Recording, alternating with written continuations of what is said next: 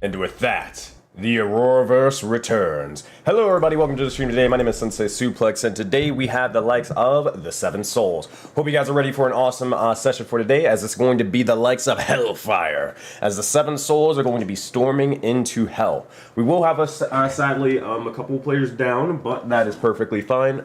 The other thing is that we will also be having a little bit of a shorter cutoff for today's session. But we will get through as much as we possibly can. That said, let's get straight into everything. Alright, let's zoom on in. Let's swap on over. And let's have some fun.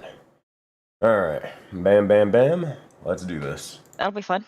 Yo, yo, yo. Hello. Hi. Small issue, Sensei. Oh no. What's up?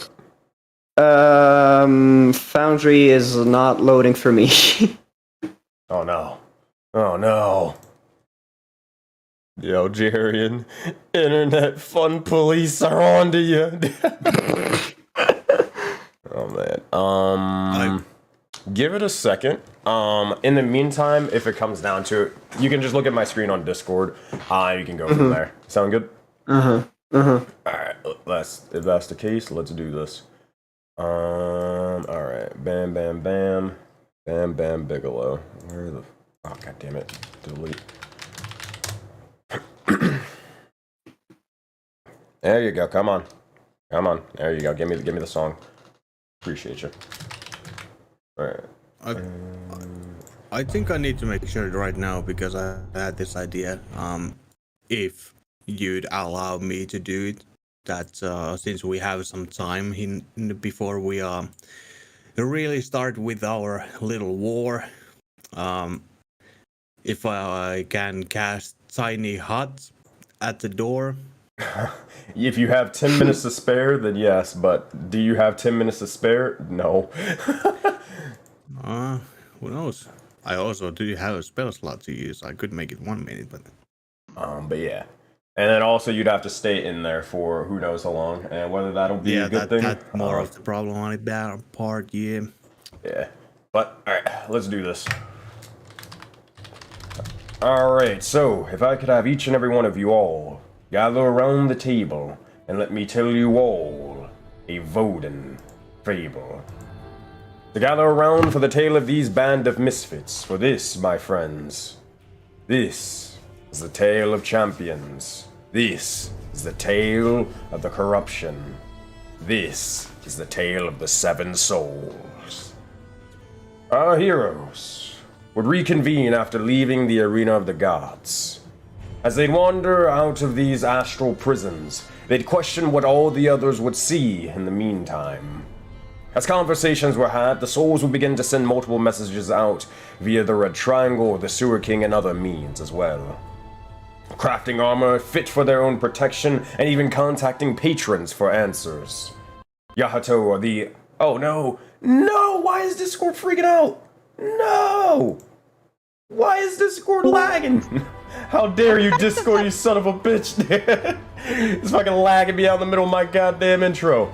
Well, before I was interrupted rudely by Discord and Bardbot, I was saying... Yahato, the Oculi Warlock, would begin to contact his patron, learning that it to be the Draconic Sage in Deimos. Gaining a bit of insight into his past, things would begin to slowly start unfolding.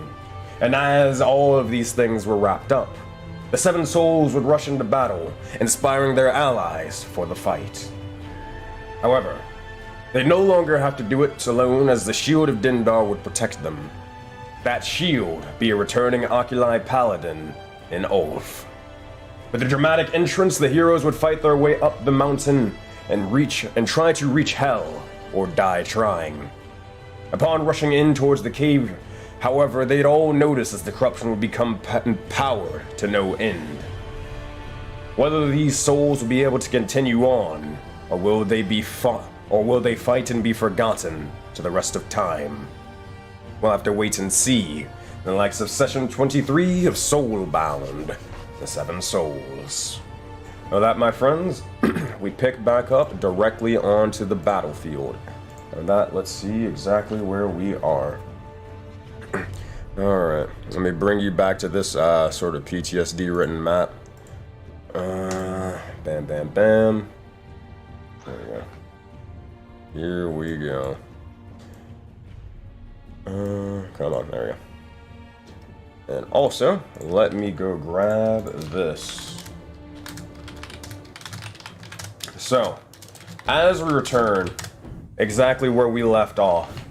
Seven Souls, you look over and you see as you all one by one try to almost start barreling through into the likes of these caves. However, as you begin to try to do so, you notice as Pyre and Tony begin to start walking in while also providing covering fire.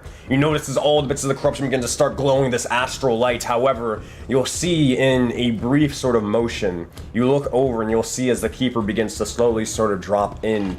And as you see their red cloaked form and figure inside of the cave, you'll see as Pyre begins to be siphoned and taken by the man in the red. With that, you see his Keeper begins to go down. Tony is looking freaking bewildered, but they can't really question it as there's more things to sort of focus on at the moment, or at this moment in time. You look over, and as you guys all begin to start rushing in, receive the next part of initiative on whether you guys can get into this cave and keep on barreling on. So can you stream again on Discord? I have no visuals. Foundry is just nope.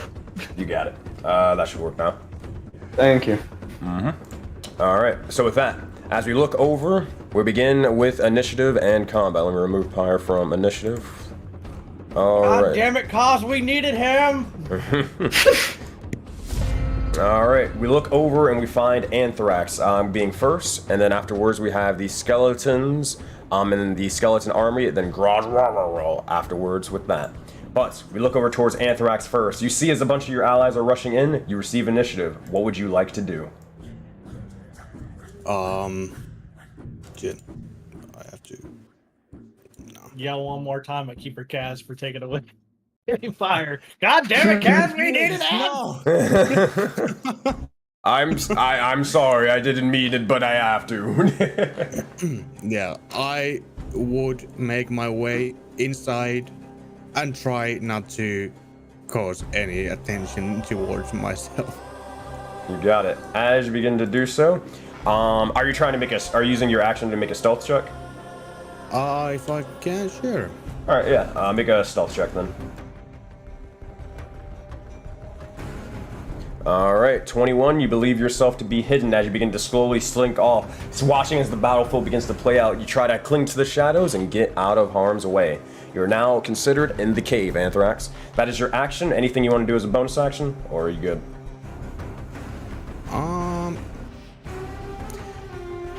He would try to ask Tony as he's passing him, do you have anything that you can use to cause any kind of explosion? For example, trying to cave in the entrance of this cave? Sadly, I do not. It's not necessarily my specialty. Oh well, we'll have to figure something out. Alright, with that, Anthrax, that is your turn. Next up is the skeleton's turn off to the side. Alright, the skeletons, who or which NPC enemy are they going to be focusing on? Pick any one of the individuals. You can pick the healer over here, you can pick the knight over here, or any bits of the corruption that you wish to try to take out.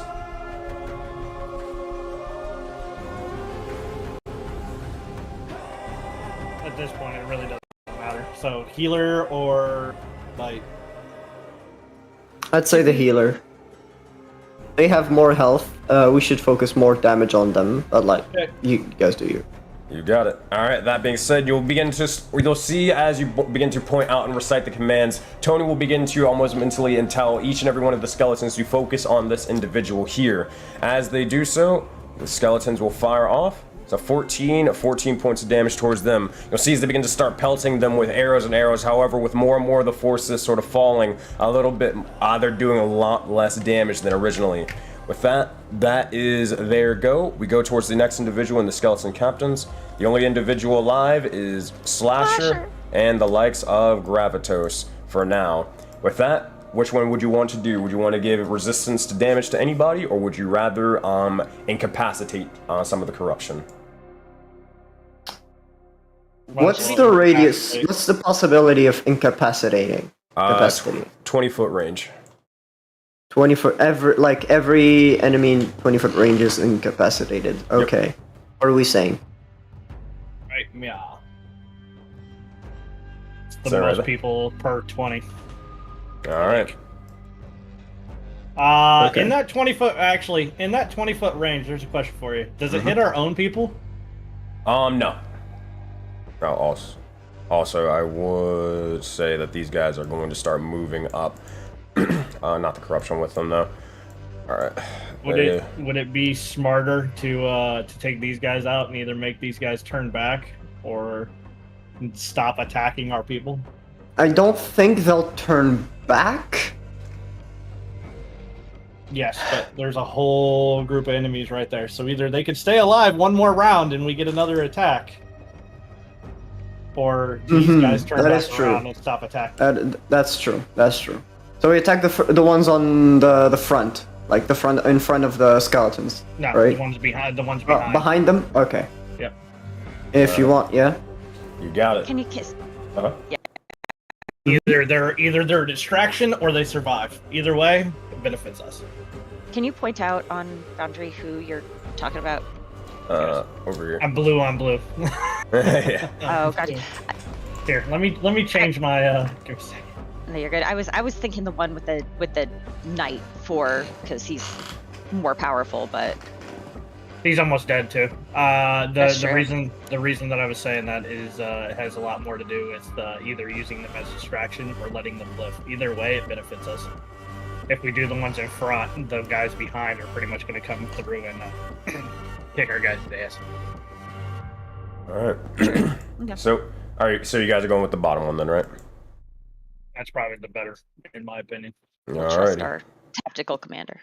You got it. So make sure 20-foot range. You're doing it over here. See if you can get any more people. Nope. All right, so that'll be these individuals. As this happens, you see as Gravitos is taking damage left and right, but they begin to sort of immediately turn back around, begin to slowly rise their hand and try to hoist them up, kind of suspending them in the air. As they do so, they're going to cast, or is it? There we go. Now I'm purple. Now you can see. Where is it? Skeleton, come on. All right, Gravity Flux. Yes, please, if you could. All right, Wisdom saving throw, Wisdom saving throw, Wisdom saving throw, Wisdom saving throw. Let's see how many that's going to do. That's going to make them all fail, but one of them will succeed. You'll see as they are all lifted up for a bit, and as they are, they will begin to become almost inert and no longer able to move or do anything. They are incapacitated. All but one of the individuals, who seems to be still up and at him. You'll see as he rushes over forward, but that is his turn.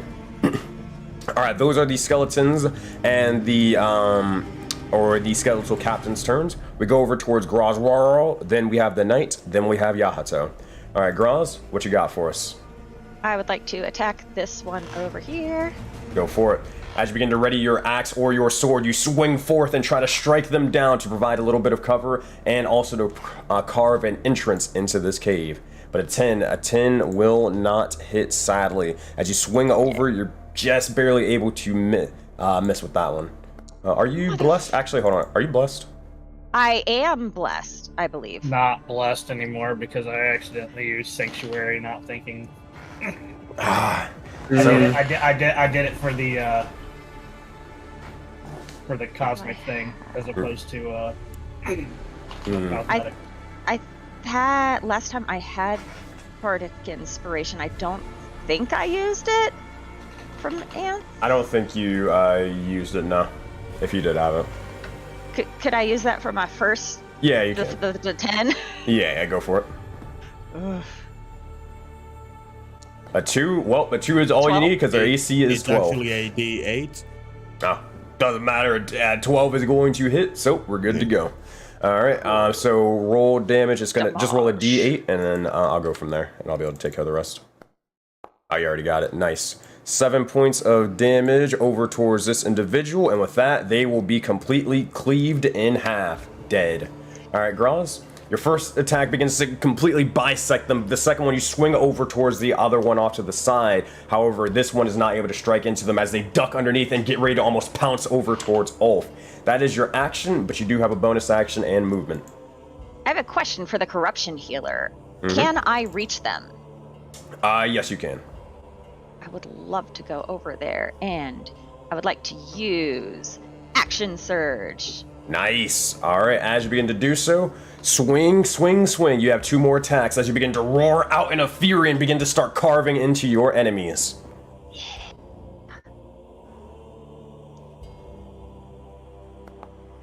Going to be a 15 that will hit, and for 11 points of damage you nearly kill them with the one single swing as you cut off their entire arm. They begin to scream out in pain, and a second attack, a 13. How do you want to do this?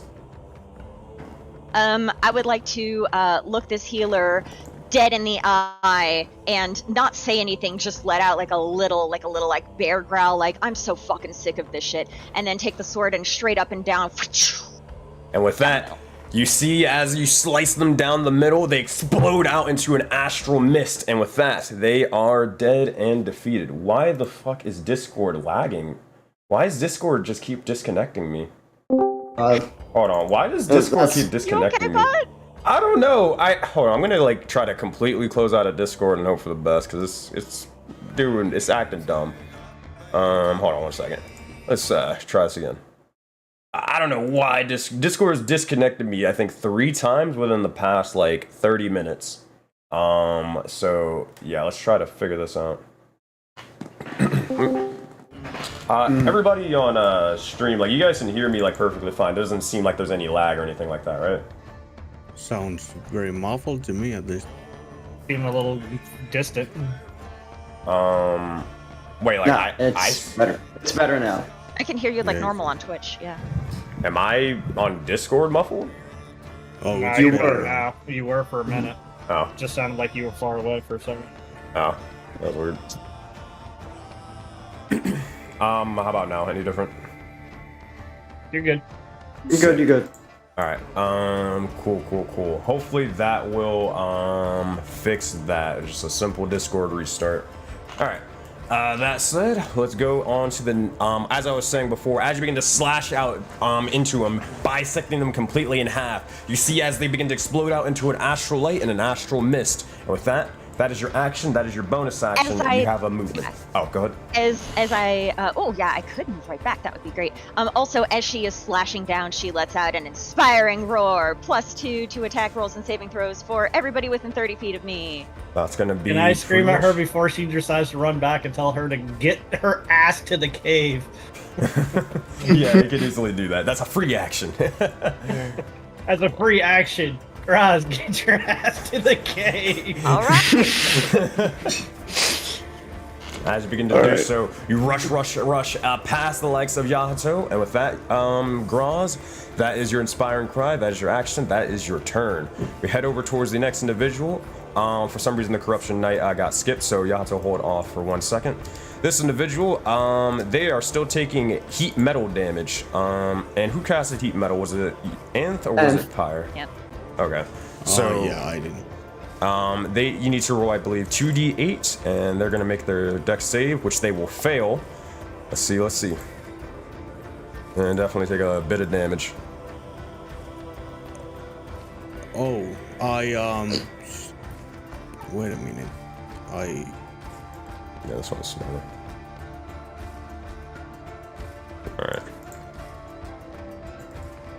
Alright.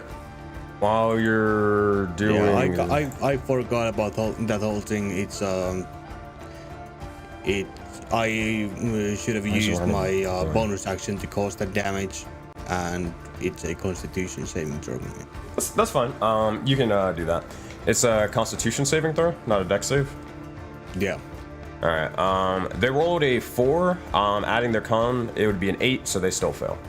Alright, so that said, they will take the 2d8 damage, but as they do so, they rush past off to the side and try to strike down the sort of specter and try to get over towards Yahato and then off to cut them down next. They're gonna make an attack, or they're gonna make 2 attack rolls over here. You can roll your damage while I'm doing this though.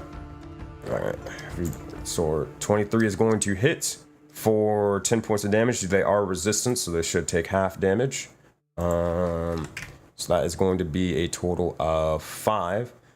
Oh, hold on. Yeah, so they should be at 3 health. And then for their second strike, they'll try to finish this individual off. One big swing.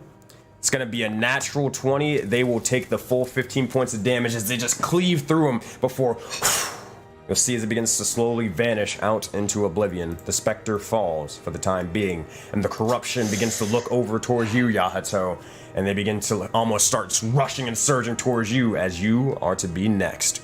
That said, Yahato, you receive initiative. What would you like to do? Can you stream it again, please? Oh, they're fucking doing the thing. God damn it. Yes. Also, This I rolled 15 damage with them. You got it. He is still up, but he's not looking good. Okay.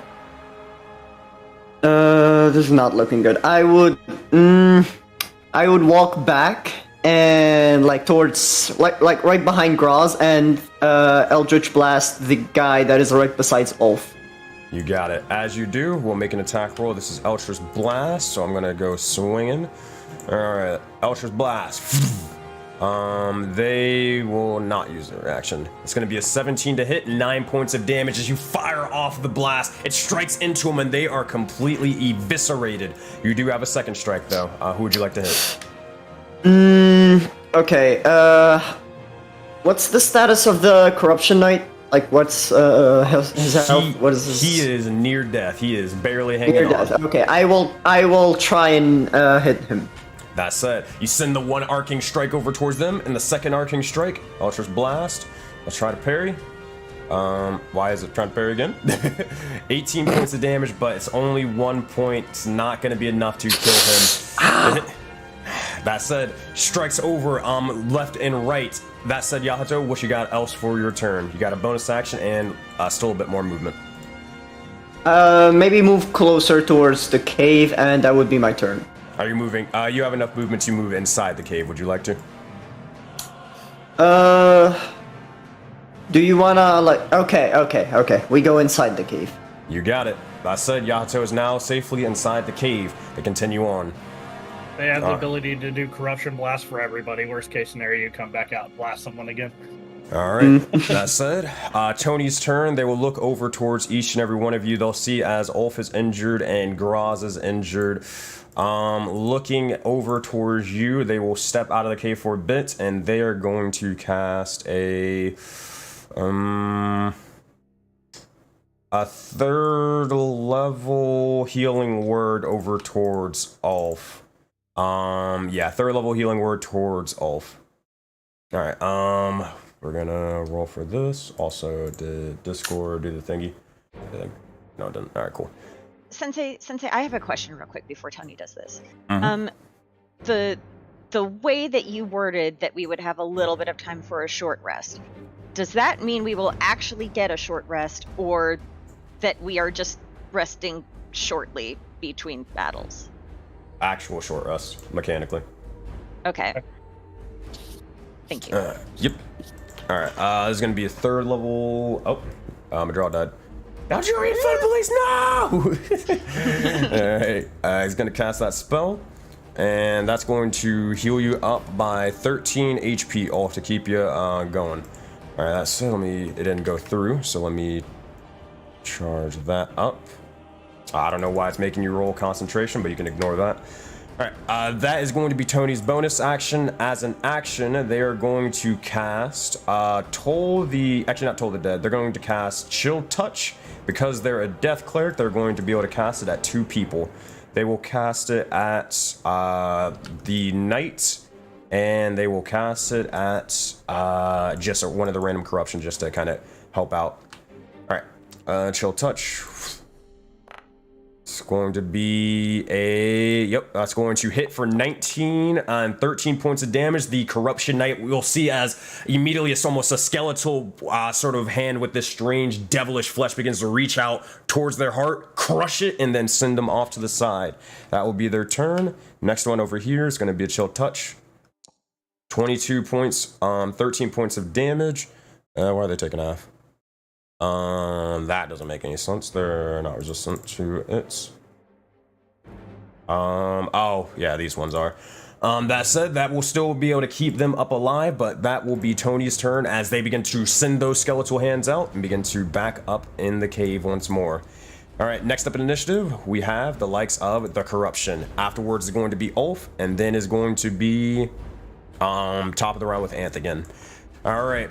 You'll see as the individuals begin to start firing out towards each and every single one of you, but that's only going to be able to hit Graz, the likes of Ulf, and the captains.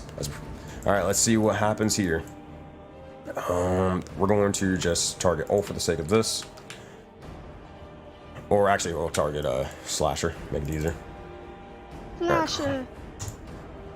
All right. Come on, buddy. Oh, we gotta do it this way. All right, fine. All right, that's going to be 16s to hit. Graz and Ulf, does that hit you? Nope. Nah. All right, with your new AC and your new armor, that is not going to be able to pierce through. You see as multiple bits of the Corruption begin to start firing out, or firing sort of flaming bolt and cold blast towards you. But that is going to hit, yeah, that's going to hit Slasher with a 16. That is his AC. And you'll see as one by one, as they all begins to pelt, he'll begin to say, I think I died a good death. It's okay. Can Graz yell out something? Yeah, sure. You kind of see him falling off to the side. She would see him struggling, probably very valiantly trying to fight it off, going down on one knee, and she would pull up the one axe that she still has because she gave him the other one, and she would say, "Slasher, gun button!" and then her axe's tribute. You'll see his Slasher will begin to slash around left and right, and as they sort of hear this, you'll see as they raise their axe one final time before they are immediately pelted directly in the skull, and they fall down off the cliff. A valiant death, but a warrior's death at that. Warrior's death. Alright, with that, Slasher is dead and defeated. You'd also see as Gravitos is going to look over and try to help the likes of Slasher before immediately multiple strikes are able to strike into him, and Gravitos will also fall. All of the skeletal captains have been defeated as they die a valiant death. With that, it's more and more of the skeleton army are slowly being dwindled left and right. It only seems to be remaining you lot. But, Ulf, you are still alive and well. I will be moving the Corruption over in your position. As these two will move over here. This individual will move over here. Yeah, they can go over there. These guys are going to go over here. And yeah, that's about it. That's going to be actually relevant to you.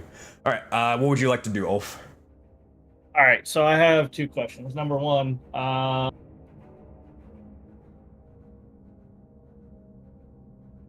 not going to metagame. I was going to say I'm going to use my Harness Divine Power, which I get back after a short rest to get a spell slot back, but I'm not going to do that. Okay. We're not going to metagame that. Instead, so my next question is: there's kind of a little ravine here with rocks and rocks, right? Yes. Like hard to get past kind of thing. Mm-hmm. So I want to use. I can't attack right now because technically I am still in Sanctuary. But I want to take my newfound big ass tower shields, and I want to create a barrier to the best of my ability. So basically, I want to take it, kind of turn it as needed, right? So just kind of like turn it, and then just basically hold that shit to hold the line. Now, one thing that you can do as well, as they explain to you, you can resummon your weapons at any point. It only takes a bonus action to kind of do so. If you want, you could, it's up to you, very much up to you. You could straight up place your shields, force them into the ground to sort of form up a wall to prevent these individuals from trying to join in, and then just summon it back later whenever you need to. The choice is yours on whether you want to still be there or if you want to leave the shields there for a bit and run off to the cave. What do you want to do? How easily would they be able to get around those shields if I was not actively pushing their ass back? They'd probably have to try to break and destroy it or figure out a way to get through them, like, you know, by creative means, but you guys know the corruption is very, very stupid. So, probably pretty unlikely.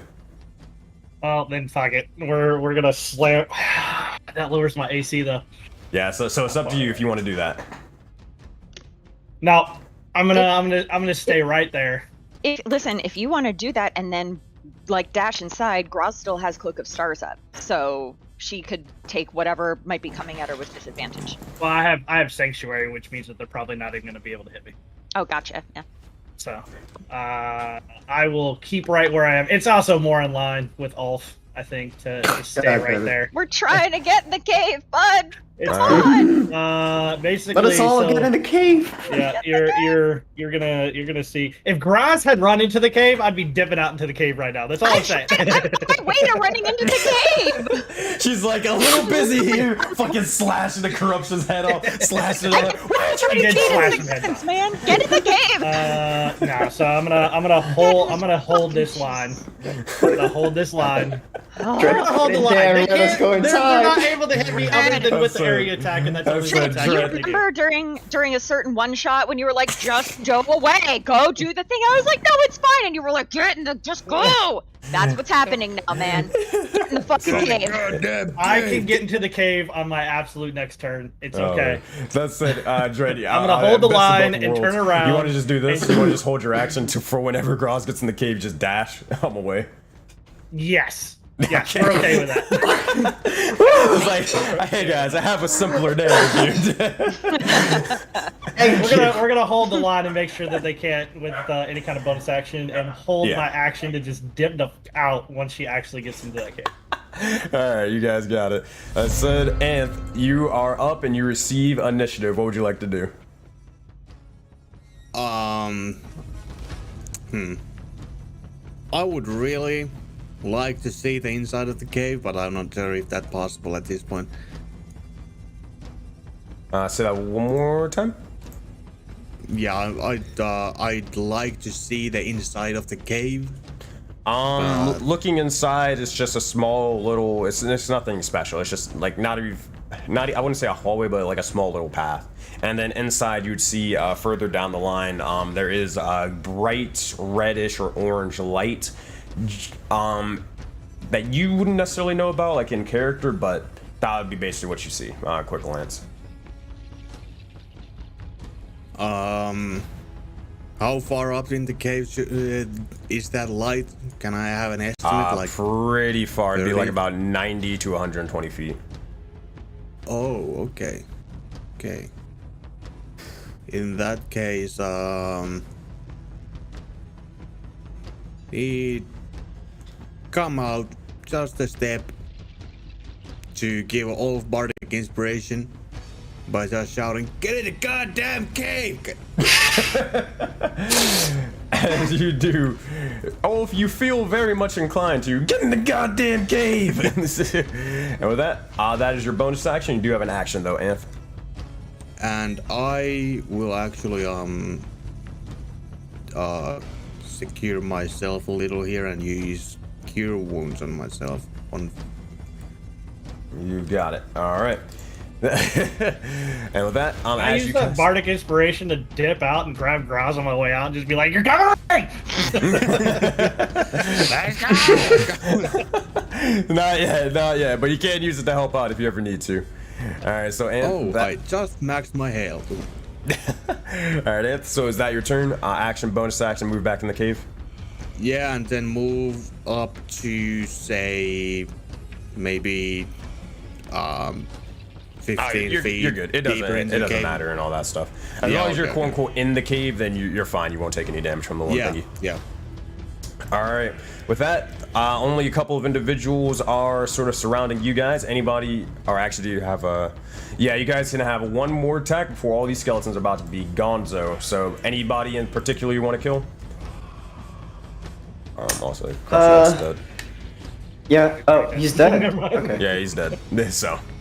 Okay. Also, wasn't the Spectre also dead? Yeah, he is. Okay. Yeah, just make. If it's perfectly fine if you have no one in particular. Target like one of the there are 3 on Ulf right now. Yeah, kill the one like the right beside him. Not the low health. That one we can take care of like very easily. 25, 21 to hit.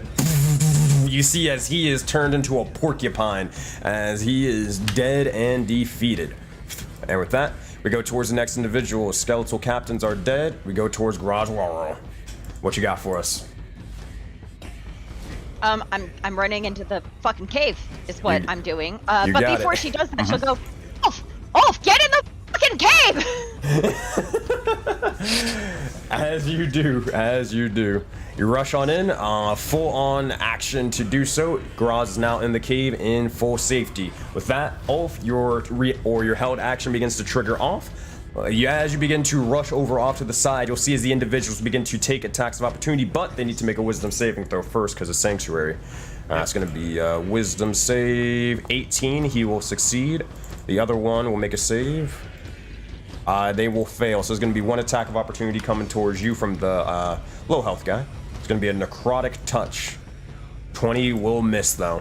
That said, they swing forth, but you're able to sort of use the likes of the shield to block their strike and continue on running. All right. That said, you're using basically the dash action as well, right? Yeah. That would Yeah. be 30. Yeah. You'd Or be fine. if you let me use my extra Yeah. movement. You're able to use your We're extra done with movement as well. Yeah, you're fine. So with that, as you all begin to rush on in, I assume Zappy begins to follow you as well. Oh, Zappy's still on my shoulder, bro. Oh yeah, that's right. So, 7 souls, as you begin to rush in, you notice as all the individuals begin to start pelting more and more and more with the likes of these sort of bits of the corruption from behind. As it begins to do so, 7 souls, you all begin to head further and further into the cave, and you find a sort of small sort of divot that begins to go into it. You look over and you see as the corruption is still sort of falling over behind you. Join us! As they're slowly sort of shambling off to the side, you see as the entrance of the cave is still open, but with that, here is where you roughly begin to appear. You look over and you find this area. With that, as the... Oh wait, hold on, I gotta give myself vision. Everybody else can see stuff though, right? Alright, give me 2 seconds. Let me make sure that the chat can see stuff. No, not that one. Rhyme with the Frostmaiden. Where are you? Son of a bitch! What the heck is it? Alright, configure permissions, whatever. By the way, Hmm? how high would the ceiling be on this cave? Give me 1 second. It wouldn't be like super high. It'd be like probably 15 feet, really the highest. This is just like a hallway, right? Yeah, it's kind of like just a hallway. Where the heck is your folder for Rhyme the Frostmaiden? Where the heck are your character sheets? Damn, he's like Batman. He has a folder for everyone. Ready. I do. Glad that the last week is out of control. Oh wait, okay, I see. Okay, I get it. Configure permissions. All right, observer. I put all your folders in another folder. There we go. All right. So that being said, as you all begin to do so, you rush on in, but you see as more and more of the corruption are beginning to start forming into the likes of this area. But as this comes through, you look over, and if you guys don't plug this thing up or stop them in some way, shape, or form, these guys are gonna keep on going and keep on going. That said, you guys are out of initiative, but what are you trying to do to plug this up? Or are you just rushing on in further and further into the cave to where you hear a little bit more of the corruption up ahead, or that little bit of an orange light. Choice is Give yours. them just a second. I'll go ahead and use that shield trick and just bury that shield in their way and be like, all right, someone to figure out how to plug that cave. All right, as you do, you begin to plug the legs or try to use the tower shields to plant them for a bit and try to hold the line. You kind of like begin to do so and back up a little bit as they're hopefully not going to try to going to be able to break through as much. But with that said, what is everybody else doing? Just to hold So like, we're seeing there are rocks around, right? Yep, there are rocks basically surrounding this entirety of it. Now, granted, despite the map, you would look over and you'd be able to see as every bit of the ground, every bit of the sort of walls and the ceiling, they are all this sort of strange astral light, similar to the likes of the corruption. Blue, greens, and purple colorings. So like, can we try and quickly build some sort of barricade or like, you know, some sort of gate with, not gate, like something that blocks access, like inside the cave, like very quickly. You certainly can try. Without like Eldritch blasting the fuck out of it, like trying to do it without making a much noise. Before doing so, Ant would ask where you're going to do that and cast silence on that area. If you're casting silence, can we like just Eldritch blast that area and have it like crumble? Yeah, in silence, it's like you just can't cast vocal component spells inside it, but you can cast like spells into it, as long as they are not like. Oh, okay. So we're not inside it, like outside of that zone. And I would say let's do it here where it narrows, because like 20 feet first of all isn't going to cover the whole entrance, but if it's here, this is a choke point. The 20 foot would cover like everything. Okay, so first of all, get the fuck out of there. Alright, as you begin to do so, you rush on off to the side, and Yahato, you begin to send the Eldritch Blast with the likes of Anthrax casting silence on the area so you don't cave yourselves in. Do you grab the shields and get back to where everybody else is going? Oh, I'm standing back. I'm just kind of got my arms crossed right now. Just waiting waiting for the actual cave in, hopefully. Yeah, that's what they're doing right now. So yeah. Is the wide area at the top where we're supposed to be going, or is the bottom thin area where we're supposed to be going? Bottom. Okay, that's where we're supposed to be going. Okay, never mind. Okay. Everyone's on the wrong side. You're good. Okay, never mind. All right. Granted, where Dread is, or Ulf, where they are right now, they're blocking like the main entrance. This entrance isn't like super huge, right? And all that sort of stuff. His shields can block the likes of it. Nice. Granted, they are pretty massive, but still. All right. Yeah, the marked area now would be the silence area. Okay, so like we all run inside, and as like once Yato is out of the silence area, I would like to cast Eldritch Blast. Get the hell out. You got it. As it begins to happen, you'll see as they begin to slowly begin to move away, and you guys are, with a little bit of teamwork and unison, you guys are able to cave in the likes of this small area. You'll see as they begin to start crumbling.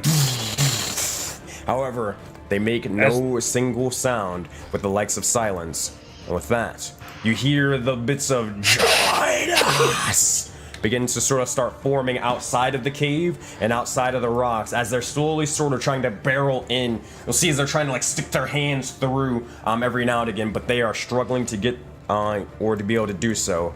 And with that, you guys are safe for a bit, but not for very long.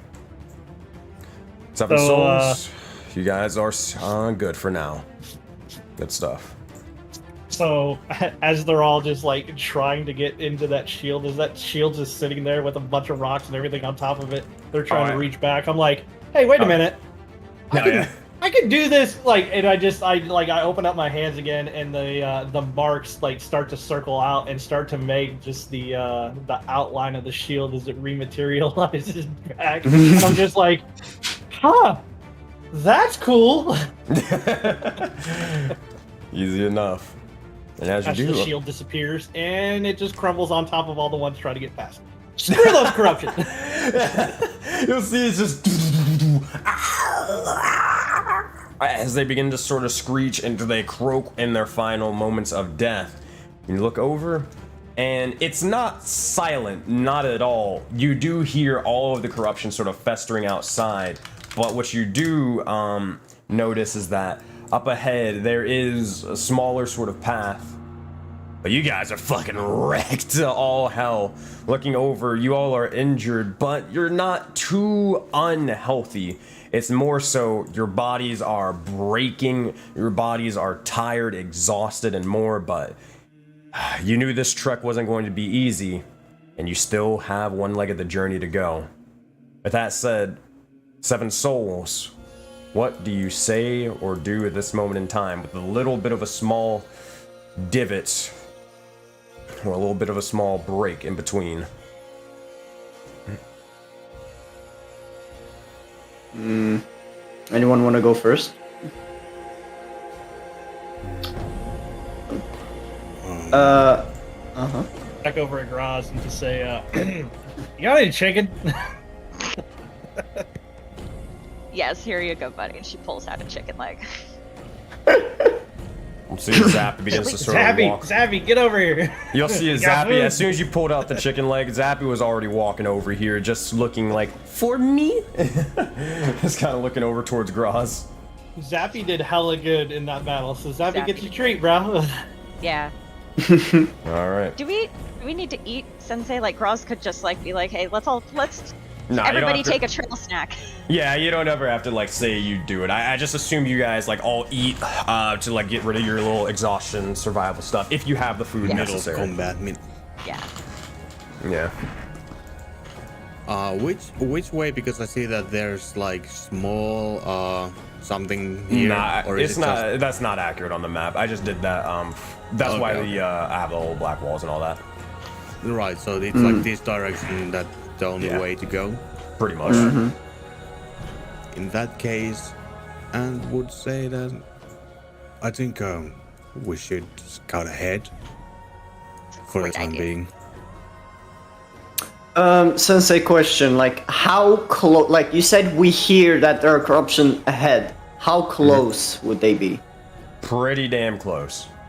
So, like, close as in we get out of here, we're there. Yeah, relatively. Okay. Okay, so why don't we stay in here for a bit, you know? Rest up a little bit. Yeah, rest up and strategize. Oh, Although, you look pretty good, man. You don't have a Yeah, I'm just so fucking good at dodging shit. Not as Ulf reaches up to his eye and he's just like, yeah, you're real good. You slippery motherfucker. Those flames feel, asshole. Yeah, okay. Anyway, I would like to scout ahead a little, at least see where, up to where it's safe, where it doesn't appear that there is anyone yet. With that, Anth, just make another stealth check. I'll give you advantage from last time. 13, one more time. 15. All right, as you begin to do so, you walk in, and as you do, you look over off to the side, and you see a bit. You look and see as the area is getting hotter and hotter and hotter. You feel as if you begin to almost start sweating. It's definitely uncomfortable sort of feeling, as only just moments ago you were sort of freezing your ass off in the snow, but now you're almost burning alive off further into the cave. Looking about and around, you begin to see this area and this out. Make a perception check and let's see exactly how much you see. 14, alrighty. You look over and inside you'd find yourself, this is kind of like peering right over and around the corner. You notice as, I don't know where you're going, sit your ass down. Robert Parker can leave, that's fine. You look over and you'd see this individual that is sitting down kind of in that sort of cross-legged sort of position. They're floating about and they seem to be still sort of siphoning energy and sort of bestowing energy upon the likes of Draxel. You look over, however, one thing would not be here. You look over and you'd see as this is not this anymore. You'd see as there is a Yeti off to the side with Draxel, but they seem changed to a radical amount. With your 14 on your perception check, you look over and you see as Draxel seems a little bit older. It's kind of hard to tell considering they're Dragonborn, but they seem just slightly, not necessarily more frail, but just a little bit older compared to how they were. By how much, you have no idea. You can't really tell that with a 14. But you'd also be able to notice as the Yeti tyke, they seem to be almost enlarged, stronger, bigger, older. You see as they are a lot similar to the others before. You see as they're sort of sitting there and bits of the corruption, or as they're kind of sitting there cross-legged, similar to like Auroraverse, you notice as bits of their arm are slowly being corrupted, and bits of their face have almost been completely changed, and more horns about are starting to start swirling almost like a ram over and over and over again. Their teeth are turning to that of an astral light as well. But with that, you see as there are other bits of the corruption sort of walking around, sort of scouting the area almost in a defensive sort of form. You see as some of them are sort of looking out towards Auroraverse, others are kind of looking over towards the walls and just kind of aimlessly standing still. They seem, most of them, almost inert. Not really moving, not really shifting, not almost activated even. Regardless, that is what you get with a 14.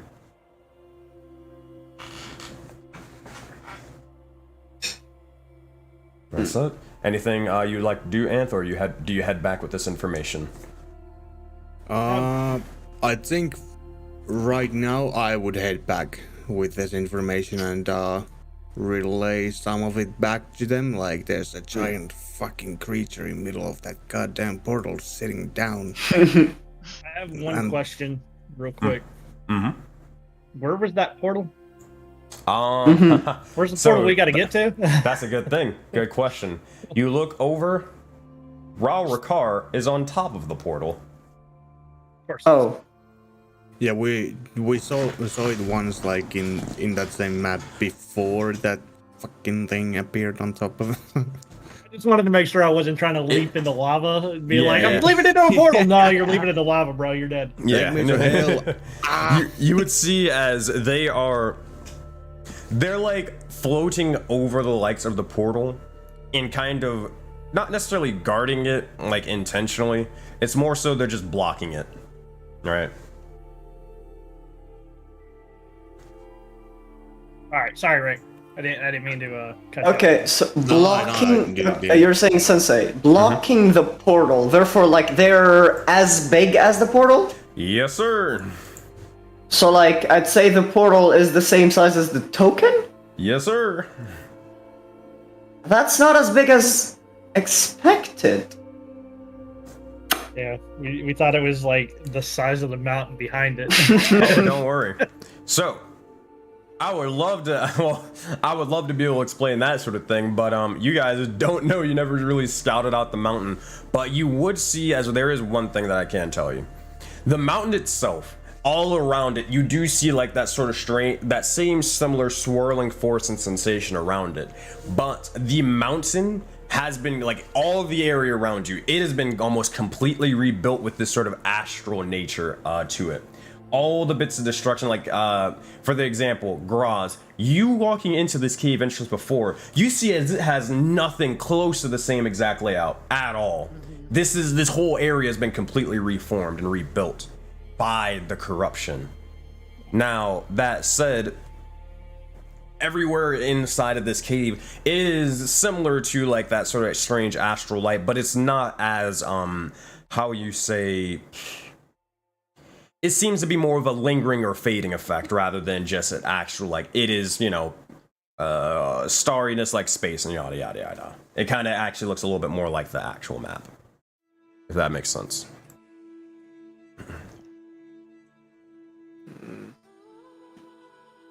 So before I forget, Ulf is just gonna kind of look around. So as he's eating his chicken, as he's eating like portions of this turkey leg, chicken leg. So what's up, Doc? It's Nice. So this is the port of the hell. Sounds like it. Yep. Kind of expected to meet you in there, but it's good to see you guys. How's life? A little busy. Yeah. Yep. Good to have you back. That was sure was an entrance. Could have used your shield Yeah. earlier, but I mean, I'm glad to have you here, buddy. So sorry about that. As the eye on the shield starts to kind of just like move around and blink towards Graz a little.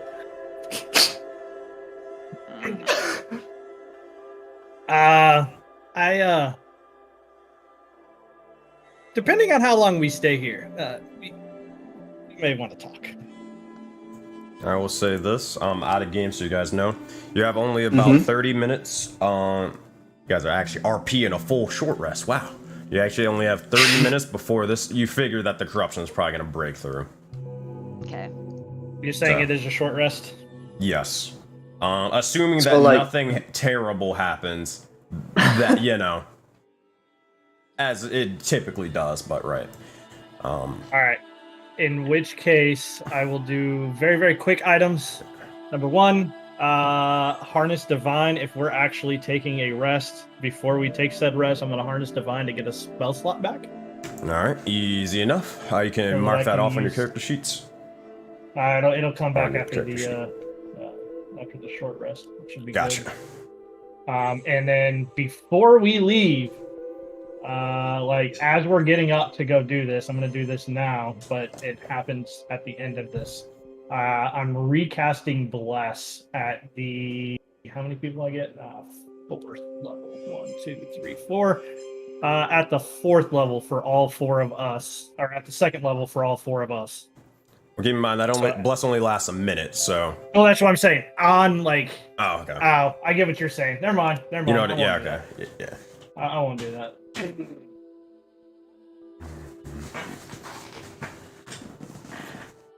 So as he kind of reaches up to grab a hold of his mark, he's got something else in his other hand, and he's praying to get his spell slot back, and he's harnessing to that divine. But for a moment, you just kind of see he stops and he looks down at his other hand real quick, kind of looks in surprise as it goes away, and he's just like, the.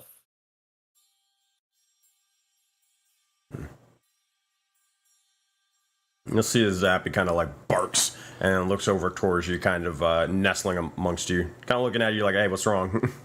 I made something while I was gone for you, bud. As he'll open up his hand, and it'll actually be it'll be Zappy's head, just a wolf head, right? Just carved out of wood. Oh, That's cute. So you had Yes. some downtime. You had a nice little vacation. That's cool. That's cool. Yeah. As he moves, and like you just notice all the bruising all over his body. He's like, yeah, vacation. Zappy looks over towards it and he begins to sort of open his mouth like, is it a ball? He wants to start chewing on it. No, I'm guessing he's got a collar. He actually does not have a collar. Ooh. All right. In which case, we will have a conversation later about making this dude a collar. But when he gets a collar, he now has a wolf's head to hang around his neck. Nice. You got it. Anyway, if the Draxel I just saw is the same guy we saw on the boat over here, he's been under a lot of stress or something, but he looks a little under the weather. It's It's a shame. That's what he gets for being a terrible person. So what do you guys want to do exactly? Do we want to just run in, have a chat, maybe try? There are a lot of those fucking meetings around there too, but... We take a break first. He's not currently attacking us. Can we sit here for just a second? Absolutely. Yes, but we also need to strategize. Yeah. I will say, yes, it is, a break is good, but also that barrier is probably not going to hold them for too long. Join us! You see, they're getting even more angry. Mm-hmm. Yeah. Unfortunately, Tony's right. What do you say, unfortunately? Shut up. Not against you, Tony, against the situation. You're doing a great job, and we appreciate it. Nah, totally not against you. Anyways. Goodness gracious. Glares a little bit at Yahato. It does sound like if that big glowy person's chilling on top of the portal, maybe we won't be able to just run on in. It seems kind of dangerous. Maybe we I don't know what we could say, but we could try to figure out what they're doing, what they want with us. I mean, I can go out and talk to him if you really want me to. I don't quite understand why you guys all hate him so much. Gotta be a reason. Well, I mean, I also just learned when I joined back to you guys. I didn't realize that you actually met him again. Oh yeah, we've met him a few times. He's tried to kill us every single time. He keeps saying that he's working for the Frost Maiden, but he's not, because she's helping to protect the taiga, and he's trying to destroy everything in it. So obviously he's a liar and a terrible person. That Frost Maiden of yours had an interesting colored arm, if I remember correctly. So she is dealing with some stuff, and that's why we're going to Hell. We're gonna go get someone who's important to her, bring her there and meet her in the desert, and then she'll be fine, and then we'll be saved. It's gonna be great. So you're saying even your god needs redemption? Well, yes. She's fighting the valiant fight. Does Draxel not deserve redemption?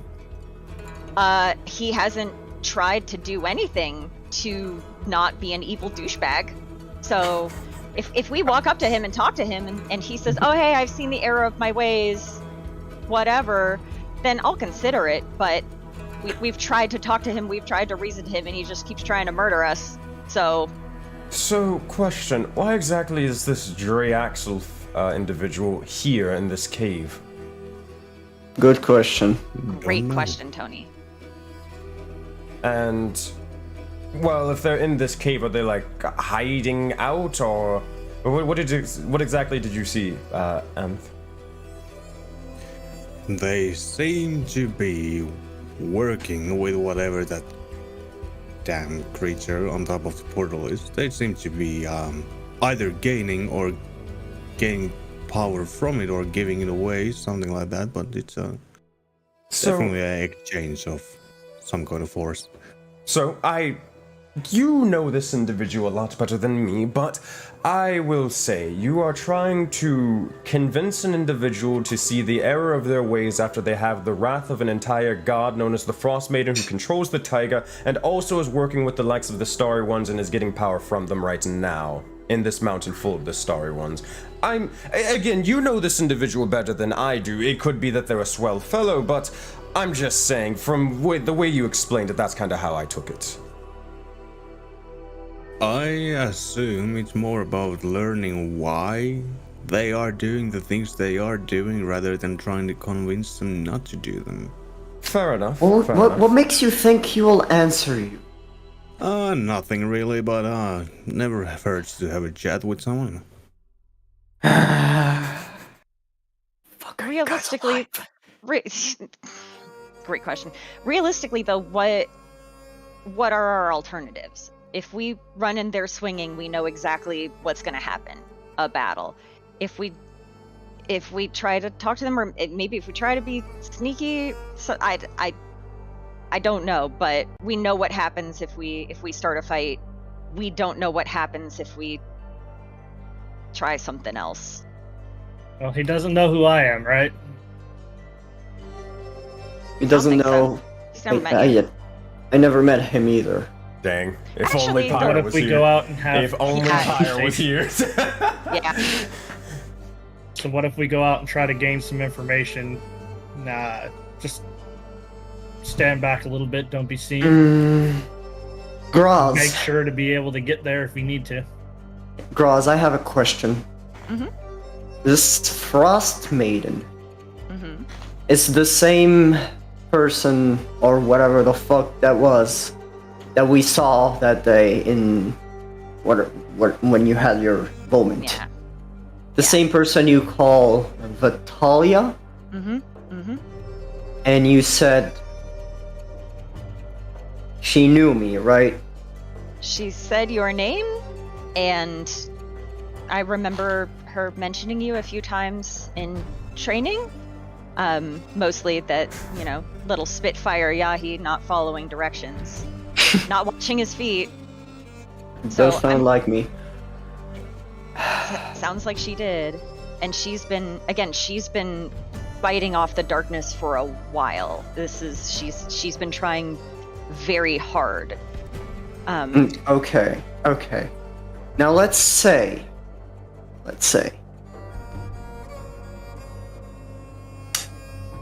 this person that we're supposed to go save in hell. Mm-hmm. I remember you saying that they were close. Mm-hmm. And she used to have the same mark that I have on my face. Right? Out of character, I'm trying to remember if Graz knew about the triangle mark. Sensei, I don't... No. You wouldn't. Because you never met the individual who wields it, and Vitalia doesn't have one. Yeah.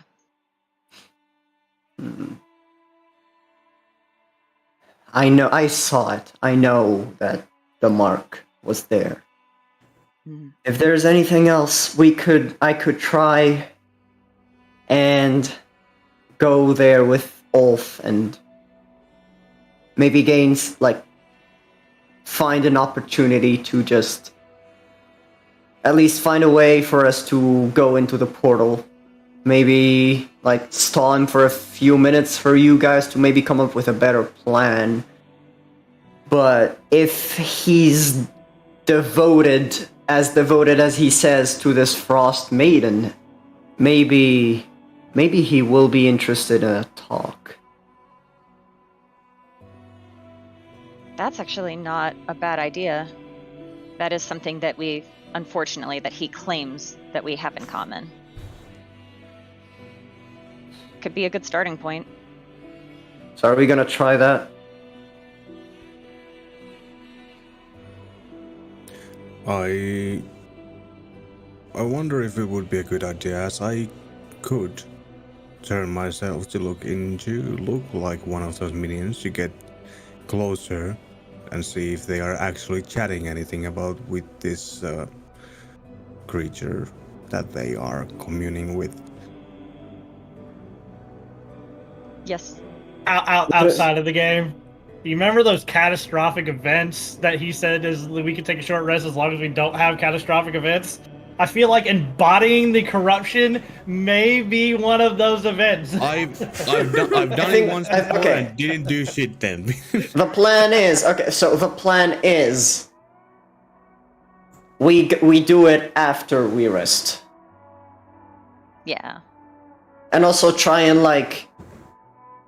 do it before this wall crumbles on us and we're That's a good idea. surrounded again. So is that our plan then? We're moving forward. Madron and I try to talk. Staw at least. Let you guys try to come up with some plan if you see an opening. We can try. Yeah. Also, like, out of game, if I get a spell slot, like, at least one after out of this rest, I could try and thunder step out of there if, like, with Ulf, if things are looking kind of messy. Short rest give you all your spell slots back as a warlock. Okay. Nice. Yeah, that sounds good to me. Like I said, go on. Since I'm feeling fucking great, not unlike many of you, I wonder if I should go ahead before you in my disguise. If I we believe get, I would be safe, but who knows? But, if we get okay. the short rest, we'll all be at full health. Or should be, because we have hit dice to use. Okay, and Yeah. let's say you go there. The best case scenario is that you blend in and you don't get noticed. You listen, but then if you try to come back, it's either this wall is gonna crumble and we're gonna run out of time, and we're eventually gonna engage in battle. Or they notice you coming out of the cave, and if we just randomly appear after you, they will start doubting something. That is a very fair point. Yeah, worst case scenario, you're on your own. Best case scenario, you just blend in. We could also Yes. sell the idea of not having anyone between the outside and here if you come walking in after we get in there, if need be. Ulf, do you think we can convince him that we betrayed the group? Who says we're part of any group?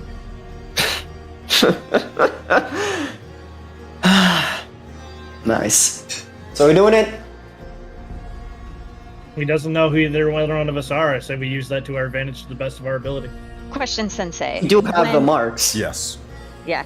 When Graz used her black star on the tree, or whatever, could she like see through the tree's eyes or be aware of anything that the tree was seeing? No. Okay. Yeah. Then that's a feasible plan, I think. Oh, I'm not sure if this Reaxel actually has seen you with us in the camp. We Because don't mention it unless we have to. Yeah, Yeah. it's just I remember in the camp there were people that were under his control, and they said it was quite recent. So That is a good point. so we don't know how close Reaxel has actually been there. So Yes. could have seen you, but Yeah. Yes. I suppose we And can also we do still have the take marks. We can't pretend to not be soulbound. He's gonna turn to Lucky Hata. Just don't lie. Maybe stretch the truth. That's how you do it now. Hey man, if we're doing it, I'm following. Alright, Sensei. Are we allowed to take our quote unquote short rest? You guys, before have we Yes. taken do you this guys thing? have been taking the short rest the entire time, I assume.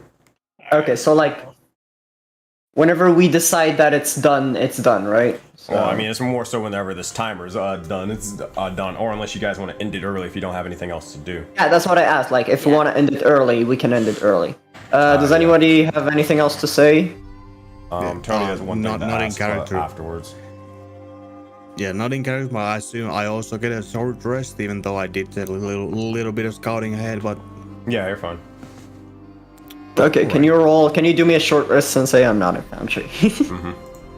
Alright. One thing Tony's going to bring up then is Earlier you mentioned that you need to rescue an individual from Hell. Well, as I've mentioned before, there are multiple facets to Hell. Which layer of Hell specifically are they residing in? Do you know? The icy one. I believe the layer of envy? Oh, okay, so I see other mons there. Who is there? Another one of my siblings. Oh, Of course. you on obvious. good terps, maybe, with the sibling? I haven't really talked much in a while. Okay.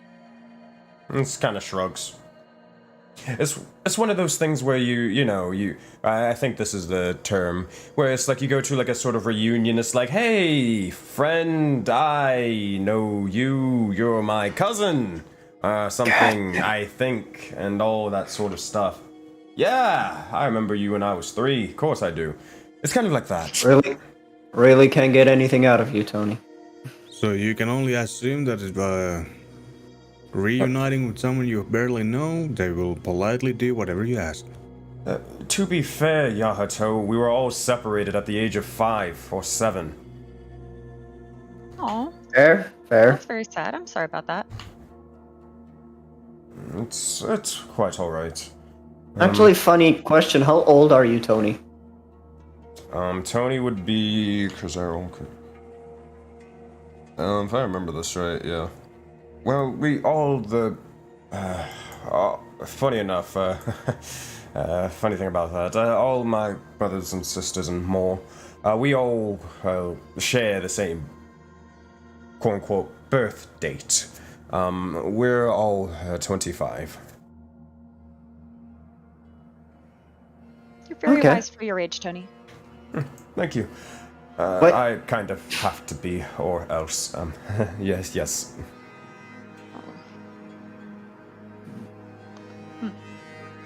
Tony, I do have a.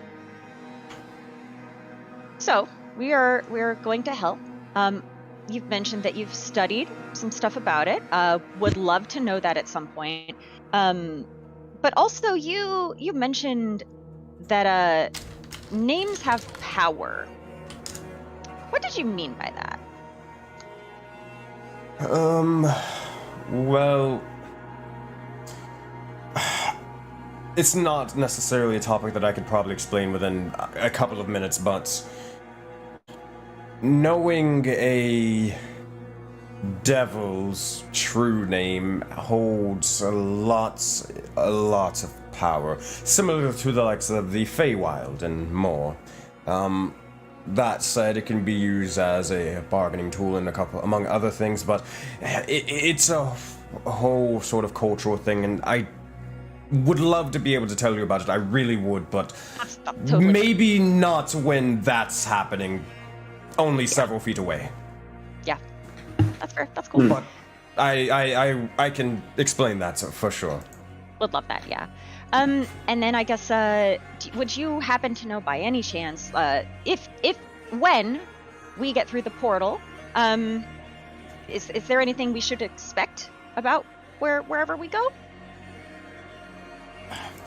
I don't even know what the portal looks like, let alone leads to, so I wouldn't be able to tell you. It depends on which hell we wind up in. If we wind up in Wrath's lair, then there can be tons of things that are completely different compared to the lair of Greed, where we'd find Erebos's fortress, for example, right? Mm-hmm.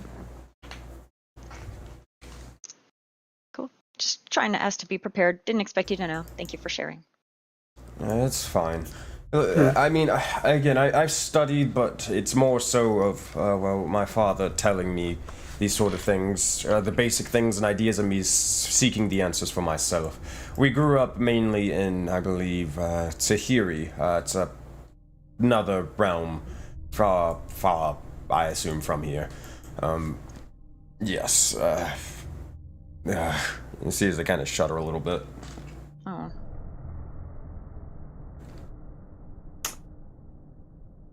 That's interesting. if you don't mind me asking, Tony, I find that strange. I mean, after all, we're talking about hell. This thing should have existed for long time. And you're like one of whatever the fuck those sins mean, and I guess like you have your sort of own layer, and you're saying that you're only 25? Yes. Is hell or whatever, or like the layers of hell, are they like that recent? Or were there like a previous generation? No.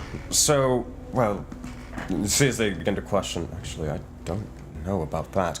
But, as far as Fractos explained to us, Hell had 7 layers, and, well, once he grew a bit older and had more and more of the souls and such traveling to them, it became a little bit harder to manage for them.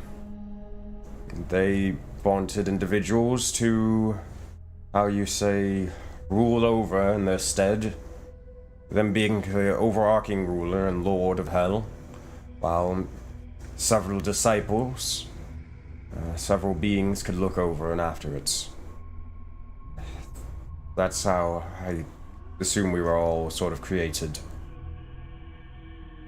Or why.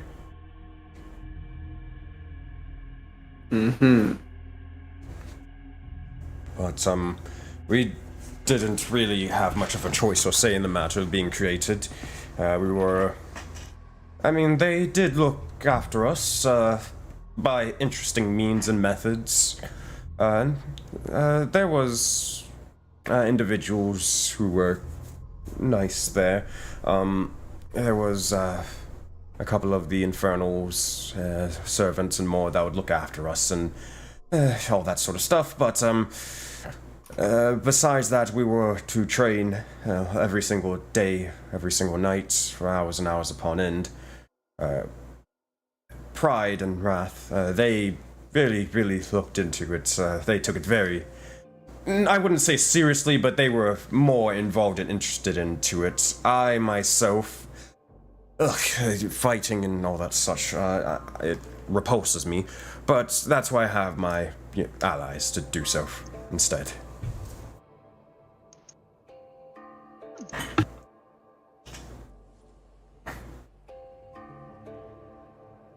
And here is bits more of the corruption. China! Stop running! Did they say stop running? Yep. Huh. What? That's a new one. What? Oh no, they're going powerful. They know words now.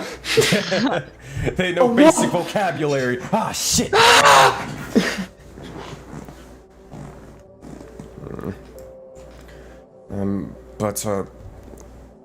It's interesting childhood, but again, stuff that's a little bit irrelevant right now. That's true. I do have one relevant question, because we never really discussed getting into hell. Do you plan on staying with us as we go through the layers and do things, or are you gonna do you have your own plans? I was planning on stopping by the lair of gluttony to check to see how that is sort of going. Apparently I have some things waiting for me, so I might as well take a look to see exactly what is going on. And also, a little bit more of a more important thing, why am I here, specifically in, well, Voden? I don't know why, but it is a question I would like to have answered. Okay.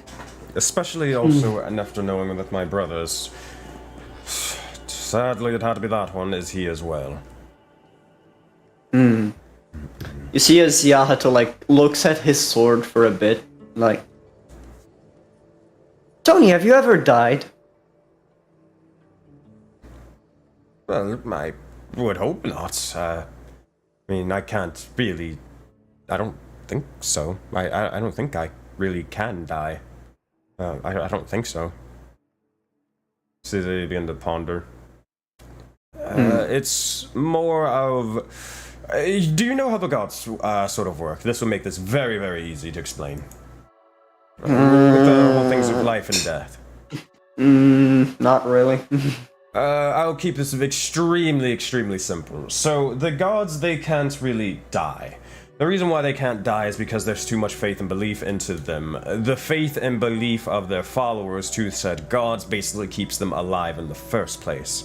So, well, I don't necessarily know how you could kill a god, because they would just simply continue to exist regardless of the fact. No blade could kill faith and belief unless you killed all of their followers, I assume, but good luck finding all of that. It sort of works the same way with, well, Rakdos and I believe me and my brothers. As long as there is sin, as long as there is a little bit of faith in the likes of Hell's existence, well, we continue to live on.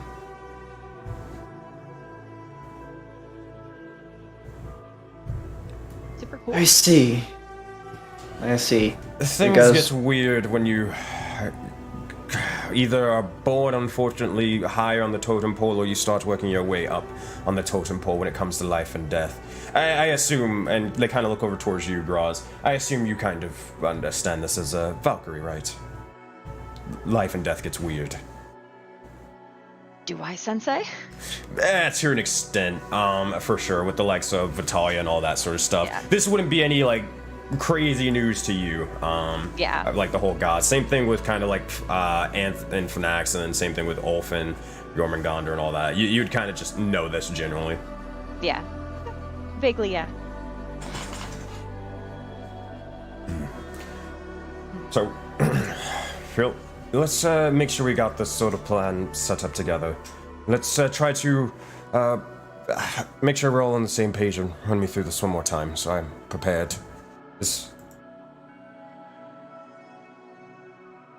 They'll kind of look over towards either Yahato or Ulf, as you guys seem to be one kind of leading it or coming up with the idea. Mm-hmm. We're gonna try and convince him that, at least for a bit, that we're on his side. We can pretend to not be with you guys. We cannot pretend to not be soulbound. But we can at least tell him that our goals are different and that we would like to, I don't know if you want to go that far. help the Frost Maiden. If he knows that we've been traveling with him and fighting, as Antha said, lying right from the get-go may get us into a battle pretty quick. Yeah, I feel What like if we convince him that that was our goal? Because if we don't lie, Ulf is gonna try to redeem him and see if, and he specifically needs your help. By if he's devoted to the Frost Maiden. The Frost Maiden has said, and she quotes that this is what she wants. Yeah. Either let us go by or help us. Either way, don't impede us. I think that makes sense, honestly. Less, like, deception is not great, lying is not great. We could all get caught in that, and if we just, like, We can essentially try that's to the truth. persuade him to, yeah. Yeah. I'd like We could to try. give bardic inspiration to Yahato and do it by saying, remember when you're lying, do not lie completely. Just bend the truth, leave bits out, and believe the words you say. Question, how long does your bardic inspiration last? Let me see. 3 minutes left for your short rest. It lasts for 10 minutes, so I would be granting I no longer Ulf 1-2 by saying, you should follow that too. I don't plan on lying today.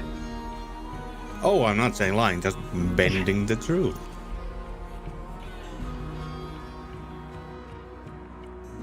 Alright, Sensei. Yep, that should be it. Anybody else want to say something? Nope. As I'm walking in, I'm definitely using Emissary of Peace to yet again become the most persuasive person in voted. Max, I don't know where you're at. Rub it in, rub it in. Alright, well, here's how this is gonna go. Oh, last sort of thing. Tony would bring up. Okay, so wonderful. Last sort of thing, just to clarify. So we're going to try to talk to this individual and talk it out. But, what if that doesn't work out? What is the plan then? Try to get into the portal to hell? One way or another. Yeah, that seems fucked up, but like, I guess we're not in a situation where we can do many things if a plan fails. It's either we go in there, try our best to talk it out, or we die fighting.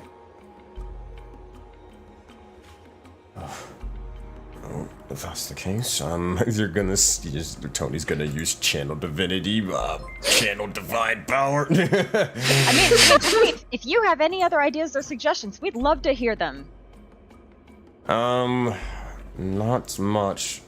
Besides the likes of, well, don't die. I know it's not really helpful, but I think that's a pretty good thing If it's to too try much- to do.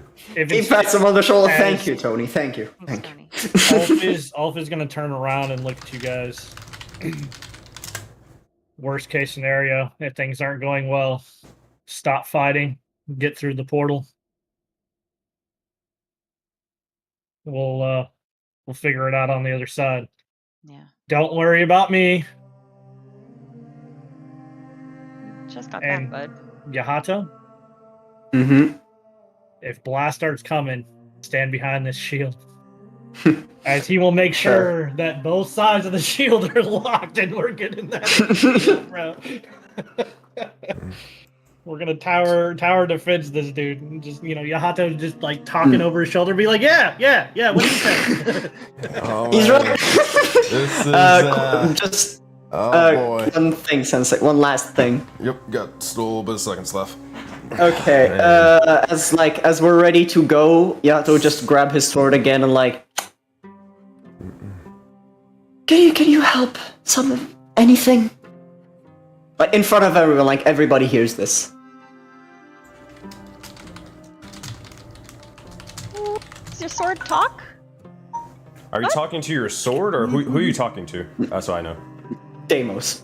Okay, gotcha, Daddy gotcha. D. Yes. Oh my god, here we go. Daddy D.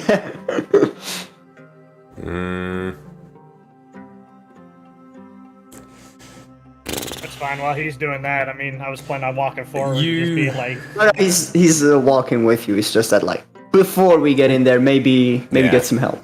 You ask, you ask if you can summon anything or anyone. You don't really hear a response.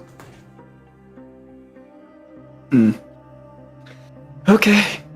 as we start walking forward, I'm just gonna grab it again and be like, Yomnagadr, Dendar, Rashid,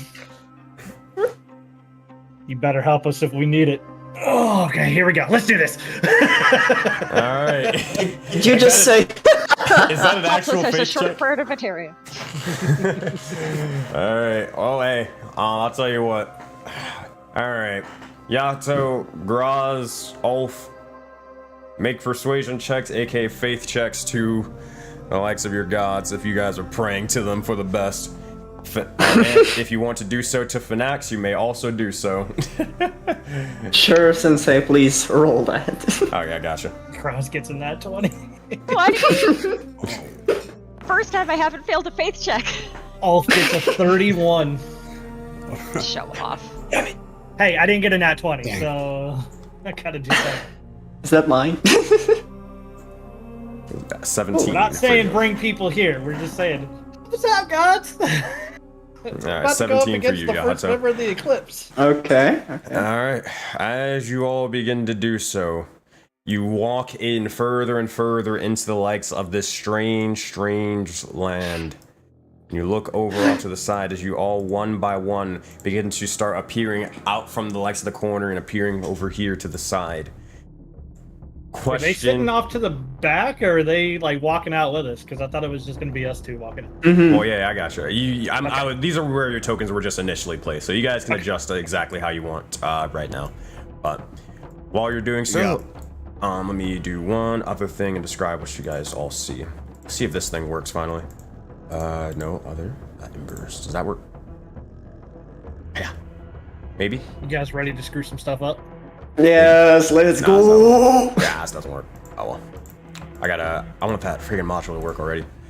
But in time. So you look around, and as you guys begin to do so, you see some of the corruption is kind of just sitting about, staring off to the side. Other bits of the corruption are kind of looking over towards the left and right. And you'll see as soon as you guys begin to walk into this area, and you look over and you see as these other individuals begin to just, as they're kind of facing down towards the ground, you see as their bodies begin to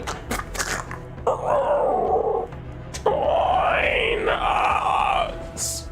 As they begin to start walking off to the side, to the left and to the right. As they do so, Ulf and Yahato, you begin to lead the charge, while Anth and Graz begin to stay in the back. Tony begins to also stay even further back before you guys. As you do so, 7 souls make your way up. And what are you stealthing? Are you walking? Are you just walking until someone sees you? Are you announcing your presence? What's the plan here? I think at this point we're looking to talk to him, so I'm just walking up. I'm not screaming, I'm not announcing, but I am walking and not trying to hide. I'll be walking beside him. Like, if we ever see danger, it'll just be like, hey, trying to scream like, hey, we're not here to fight. Yeah. Wait, right. I think it just Yahato and Olaf are walking, not just, everyone. Yeah, it's just Yahato and Olaf. You guys stay in the fucking cave. What about Zap? What about Zap? Let him stay with the group. Let him stay with the group. Yeah, given I have no idea what's happening, he's he needs to stay back. Also, that's a dog of the group, so it's So, if that's the case, you two begin to start walking up, and you look over and you'll see as the corruption begins to slowly start rearing their ugly heads over towards you. As they begin to look around, you'll see as they'll begin to look over. Join us! They'll send a firebolt and necrotic touch over towards you guys. I assume you try to block it? Yeah, I'm gonna block it. Yeah. Alright. Again, mindless drones and individuals. They will send a chill touch towards Ulf. 18 misses, and they will send a firebolt towards Ulf. 8 also misses. You see as it strikes over into the shields. That said, as it begins to pierce, you'll see as bits of the other corruption begin to slowly start looking over towards you all. Are you getting everybody's attention and yelling out? Yeah, so at this point I'm gonna be like, Draxel! Yell out. We need to talk. And as it echoes between both of your voices, you all see as the individuals begin to slowly look over towards you and begin to slowly start walking closer and closer before... Ulf's gonna throw up his hand and just be like, hold your minions at bay. With that, you'll see as they get closer and closer before they stop, all for a brief moment. You look over and looking down about, you see as Dre Axel seems to be sitting down below before he breathes in and all the corruption around him begins to slowly start flowing around the blue dragonborn captain. He begins to stand and look towards the frozen Yeti of the past. And as he looks over,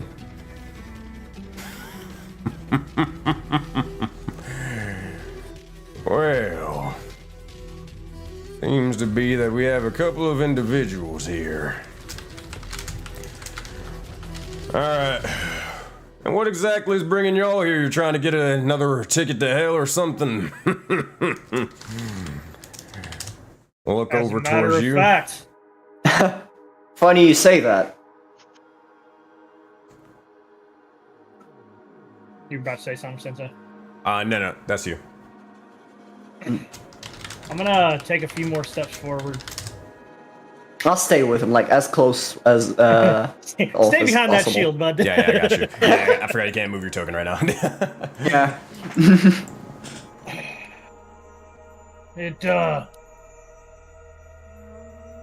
I don't think we've ever been properly introduced.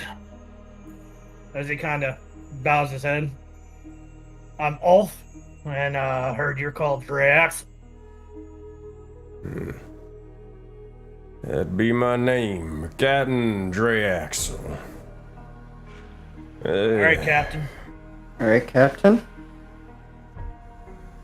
That said, I mean, I don't really feel like yelling all the way up there. Here, if you want to talk, let's have a civilized conversation. And you'll see as a couple of the individuals, you'll see as he begins, or his eyes begin to start almost forming with this strange black clouds and black smoke around him for a brief second. And you'll see as these other individuals of the corruption also begin to do so as well. You'll see as they begin to start almost contorting for a second before they go slack and begin to look over towards you, raising themselves, raising their eyes or their lack of eyes, and begin to start walking over towards you. Not attacking, but sort of surrounding you for a bit. As they do so, they only are several feet away, and you'll also notice as these individuals off to the side, they will also begin to start motioning over and walking over. Same sort of black smoke around them as they surround you all from both sides. Okay. It's okay. Mm-hmm. We're gonna turn back. Yeah, just like. Are you no, go ahead. trying to intimidate, or are you trying to usher us down? Oh, I'm just simply trying to usher you down. But, I mean, what? I see the situation. I can see how this is a little bit intimidating, but I mean, hey, we're all just friendly individuals just trying to get along with our couple of disagreements and miscommunication, but that's perfectly fine. That's perfectly fine. Well, then I'll have a conversation. Speaking of which, How do I where's, get down, or is he coming up? Oh, you'll see in a minute. But before that happens, you'll see as he says, speaking of which, where are the others? I know they're there with you, so there's no point of hiding. Well, They I figured all that see you and I could, or the three of us could have a conversation, seeing as tensions are a little higher with our compatriots. Well, that's fair. Tensions can be high, but also, if you want to ease said tensions, my friend, then might as well not keep any secrets. Not Oh, we didn't secret have any factories. secrets. You know they're here. That's not a secret. Mm-hmm. Fair enough. But I'd at least like to see their lovely faces in it. Be able to include them into the conversation.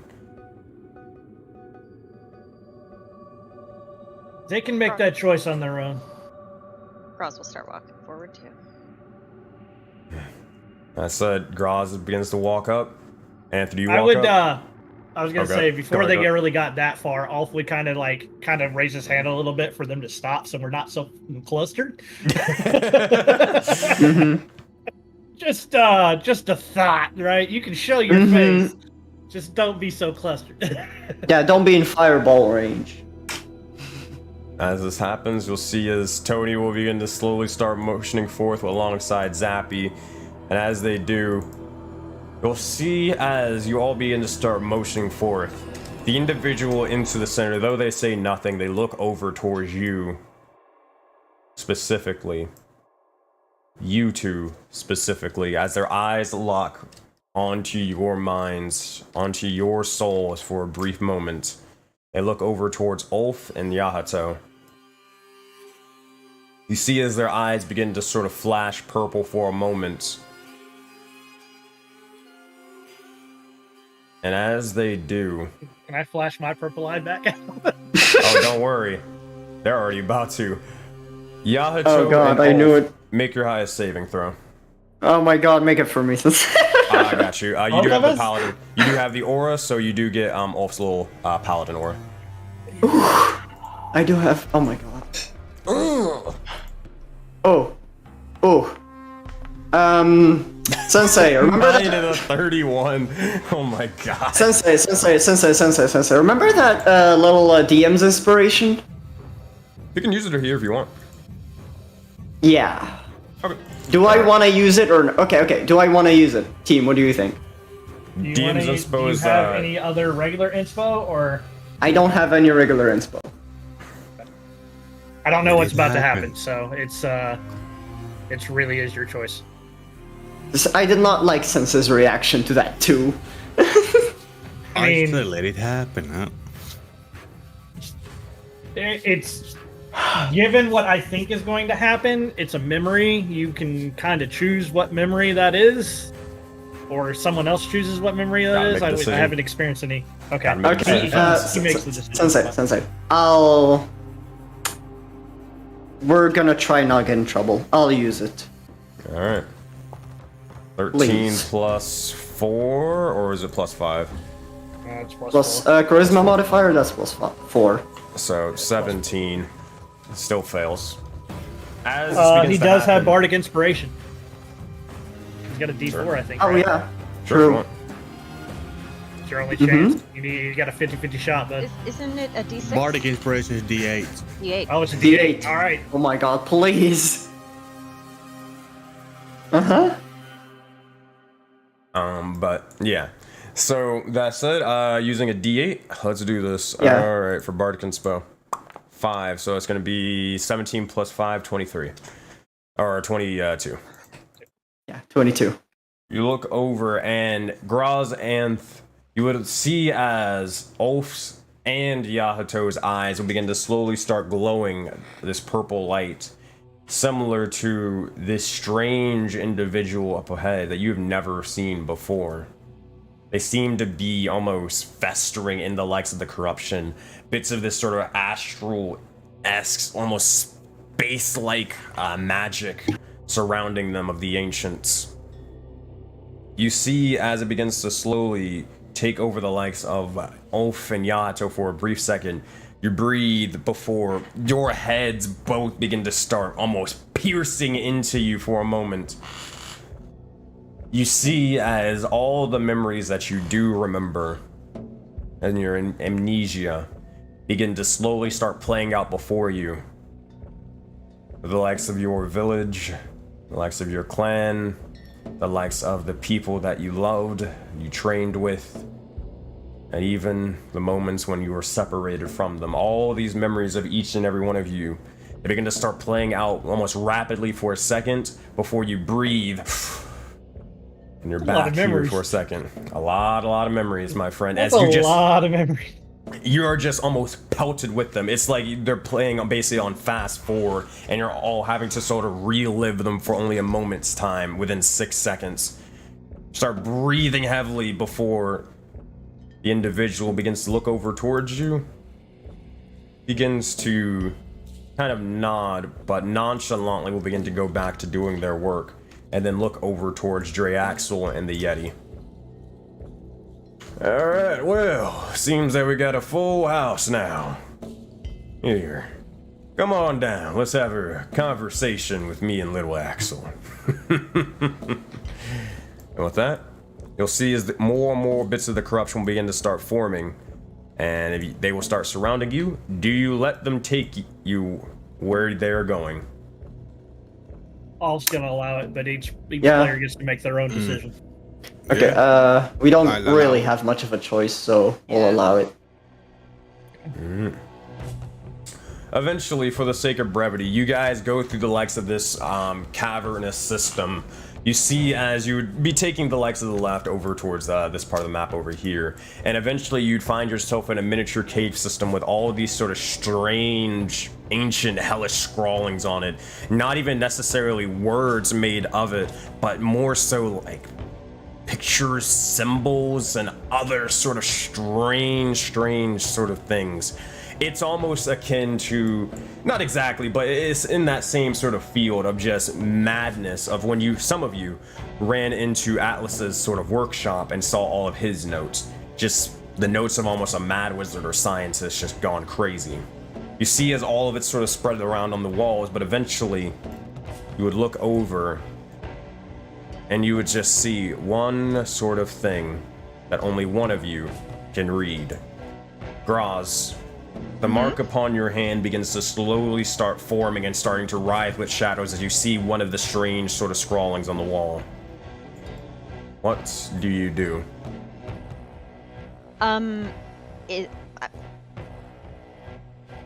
Like, did I notice the wall first and then it started glowing, or did it do the shadowy stuff and I just happened to be like walking by it?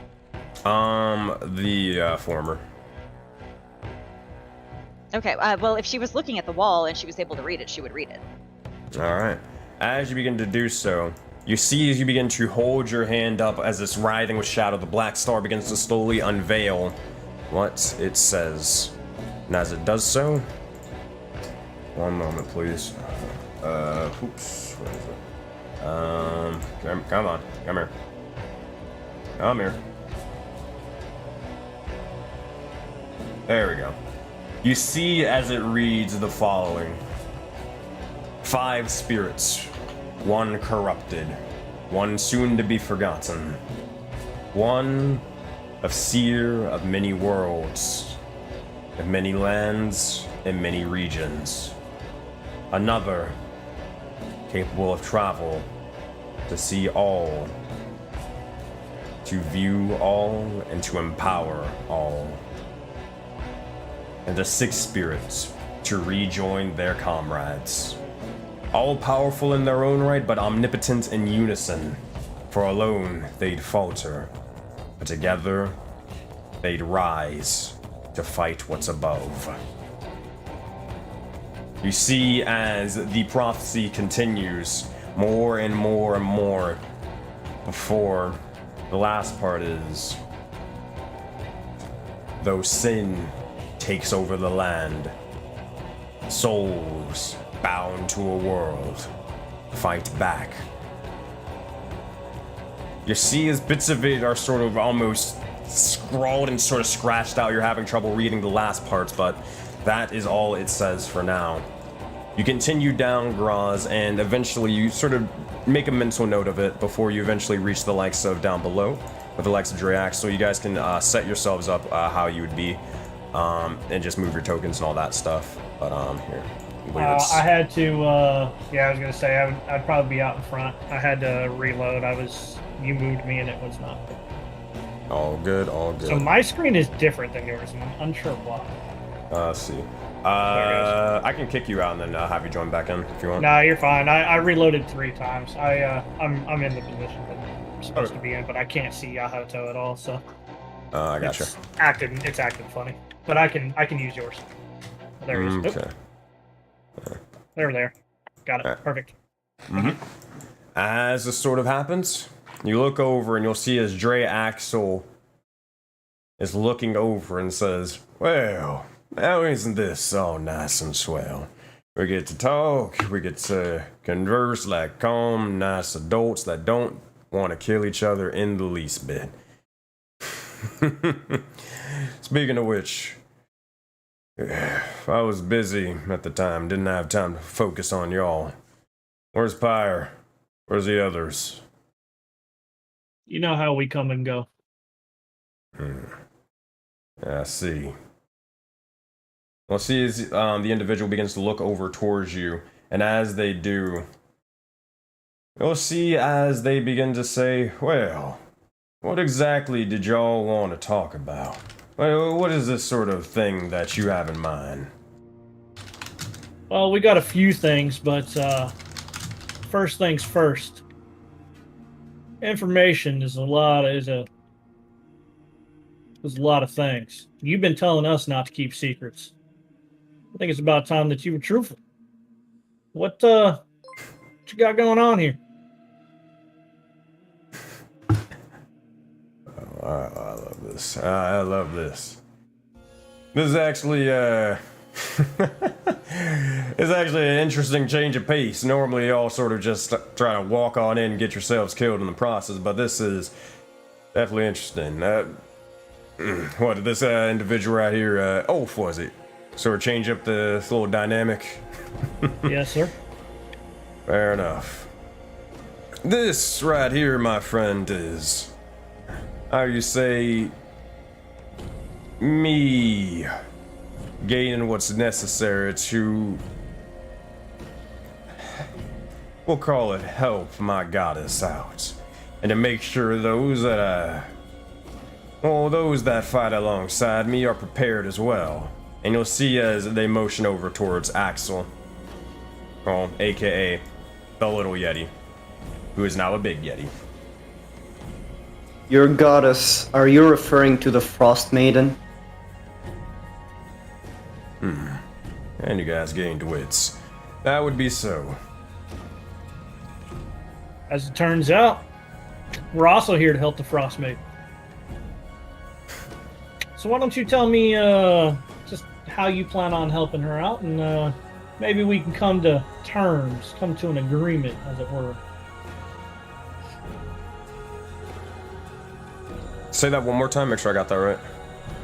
Basically, I'm asking him to tell me how he's going to help the goddess, and that we're also here to help his goddess. And, Gotcha. you know, maybe we can come to an agreement. Well, it's pretty simple, to be fair. All these individuals, they bring out the best of people, but who they truly are. You know, seeing as he kind of looks over towards the black star upon his hand and palm for a moment. As they do so, sure, you gain power, but you also lose all of those hindrances from getting shit done. You see, the thing is, my friends, as far as I know and I've been told, the Frost Maiden, along with others, are experiencing this sort of change and revealing what their true selves are. At first I thought it was the Frost Maiden, but then I really learned the bigger picture. They're all embracing who they are to some degree. From Crewfix to Phonax, Iroas, all of them. So, why not speed along the process? Why not try to get shit done that way? Let me ask you a question then. If my god wants to enact whatever sort of thing they want, they need the power to do so. Why not help them out a little bit? I form an army for them. They can rule over it as they see fit. Let me ask you a question then, Captain. Sure. Is taking a part of someone away from them really unleashing their true selves? Or have you lost a part of yourself in the process? It's more of the things that the outside sort of world, all the sins and more that they begin to accumulate throughout life, that affects them. That more so changes what they're capable of, what they could be, their best selves. This, all of this, it seeks to get rid of it. I just want to see the best in some individuals. Why not take that power and still be yourself? Because that's not how that thing works, my friend. You telling me you can't be redeemed? You telling me that no god can be redeemed? Do you even know how the gods are born or created? What they're all about?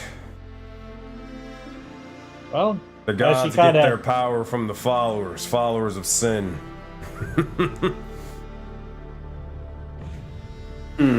Everyone has sinned. That doesn't mean that they can't come back.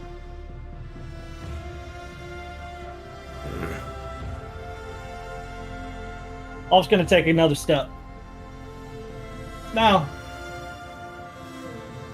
you see, you have your own thoughts. You have your own ambitions. Seem to be pretty lofty. I can respect that.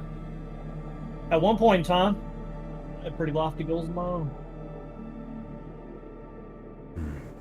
Sensei, you just told me I got all my memories back. No. No? No. You just saw all of the amnesiac memories that you listed as like a player beforehand. That hey, okay. They just played in front of you again. Okay, so I still don't know who it was that. No. Okay. All right, I misunderstood that.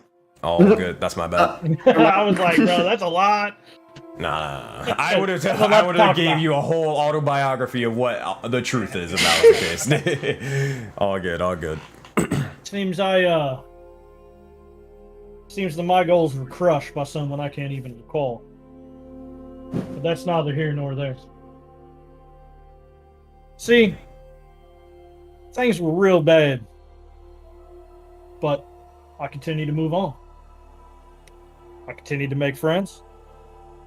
And I will redeem myself of my failure one way or another. Now,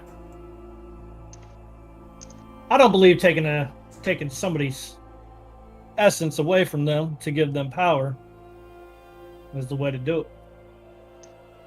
We can have difference of opinion. That's fine. But what could you already got a harness on that power, yes? And with that, I'm able to do so much more.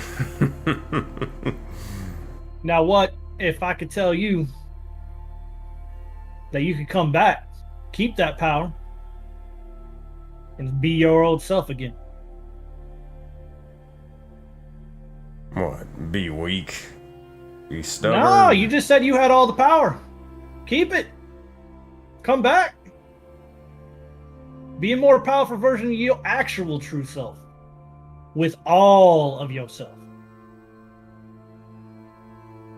Give me 1 second. I gotta look one thing up just to make sure I got this right. Well, since I think it really amuses me that Dre Axel has that kind of drawl, and all of a sudden Ulf also has that kind of a drawl. Yes. You know what? I told you earlier that I was going to match the energy of every person I talk to. And make no mistake, I love it. The energy of every person that I have talked to. Oh man. Gotcha. Okay. Make sure I got this right. And you said to get your old self back and all that stuff, your true self. All right, here we go. Make a rare persuasion check for me. Here we go. This is the moment that we've Please crit. I don't feel like that's going to be enough. I'm going to ask the group. I have an inspo. Yes. I go yes. I say yeah. It's yours. Do whatever the fuck you want. No, it's yeah. I will use the D8 as well. We'll get back up. 24. It is what it is. No, you take the higher one. No. 24 plus the 5, 29. Do you have a +1 on that? It was 23. I see. Okay. 23 plus 5, 28 plus, it'd be 33. Because I get a +5 that isn't counted right now. Because I am the most persuasive person in voting right now. Oh my god. Yeah. So that comes out to 33. 33. Yusizi looks over and he will begin to say, you see, the thing is, when you just sort of go about your way and go about certain paths, I'm strong in my beliefs and my convictions. It's not a simple case of deciding to go one way, ultimately, oh, someone talks you, and then, oh, you know what, that makes sense, I'm gonna go another way. Maybe I shouldn't go to a bird that wants to kill me. But actually, you know what, nah. I think we are gonna do that. I think it's time to be heroes and more. I think we're gonna go to a mountain and all this other stuff. And he kind of looks over and eyes Graz and Anth directly over to you. This motherfucker has been watching you this entire fucking campaign, bro. Yep. You see, the thing is, I'd be nice and dandy with certain individuals in certain aspects, but I prefer to not piss off an individual, keeping all the secrets and all the memories and more, as well as all the power. Because as you said before, words have power, so do memories. I've already signed myself away. I don't intend to go back on it. I appreciate your sort of your words and your ways, and like you said before, we do have our different motives and more, but this, let's make a deal. I won't see forth. Let's make a deal then, Draxel. She's raising an eyebrow. You don't stand in our way any longer. You don't have to raise a hand to us. You don't exactly join us, but Join! Yeah, I got it. As he turns and he just looks and he's just like, stupid minions. You don't have to come with us. Don't impede us. Stop trying to take things away from us. And if we finish off whatever's keeping you over there, they have a certain power to help you get back to where you want to be.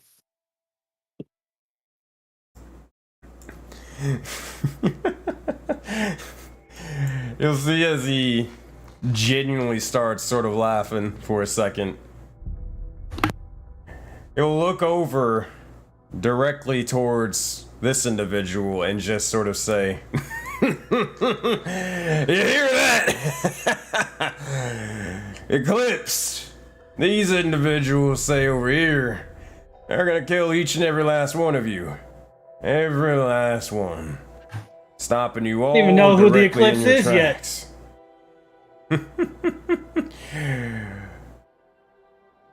I may not know everything about them, but neither do you and your gods and all that you worship. I see this as no different.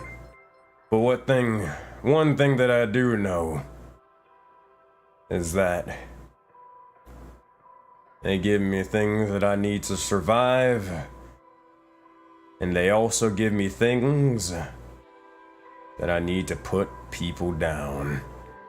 And you'll look over for a second, and you'll see as Drax will begin to slowly start forming with more and more of this sort of astral light for a second. You'll see as he begins to start writhing for a bit, and you even notice as the Yeti's eyes begin to slowly start changing and shifting for a brief moment.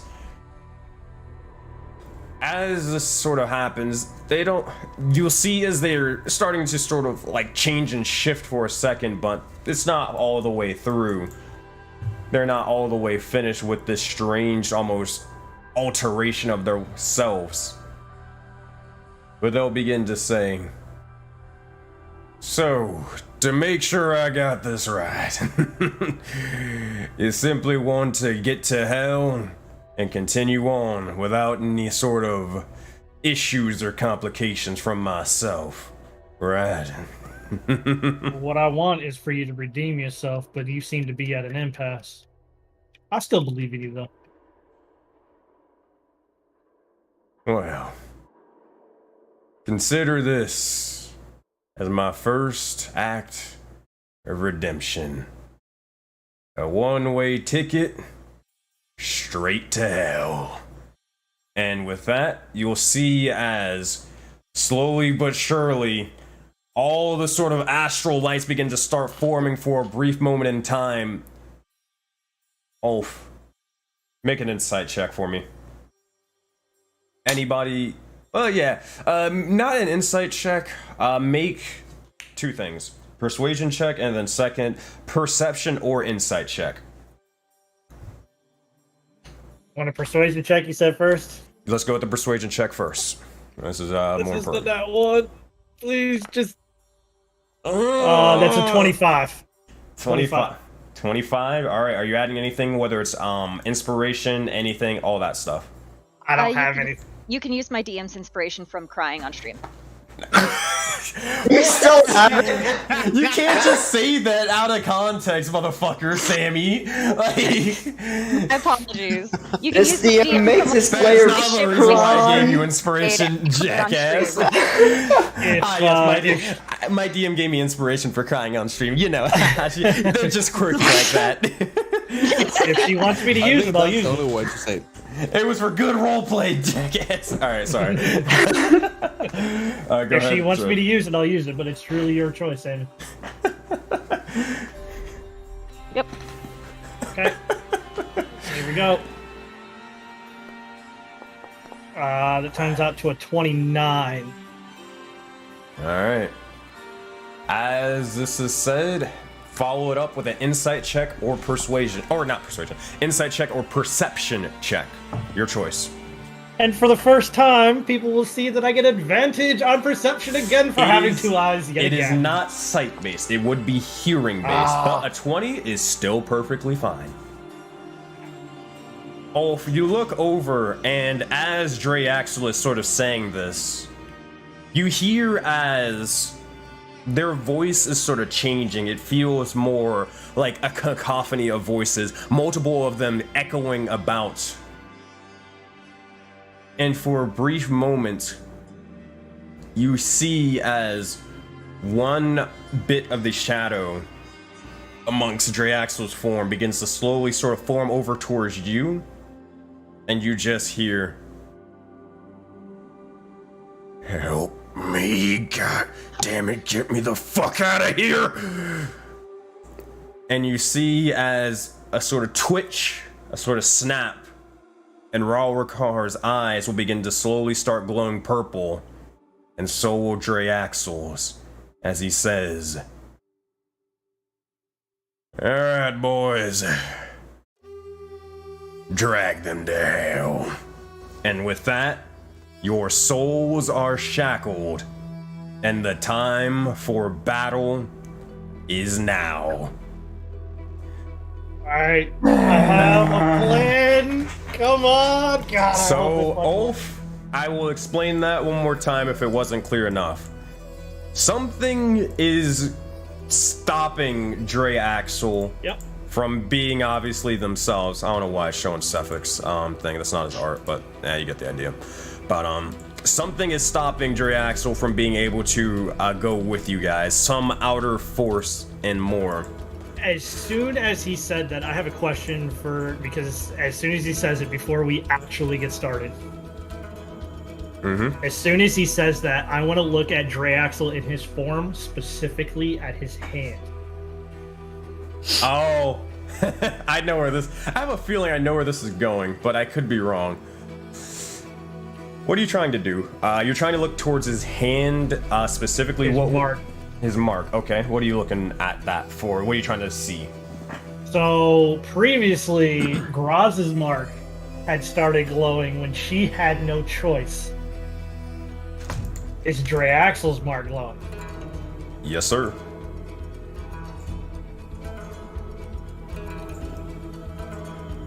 I know what Ulf's gonna do. I don't know what the rest of them are gonna do, but we're getting in that portal pretty quick. So, Alrighty. you guys can stick around, do whatever the hell you want, but Draxel and Ulf are going to hell. Well, Sensei, also real quick, was it just Ulf that heard the help me, or was it all of us?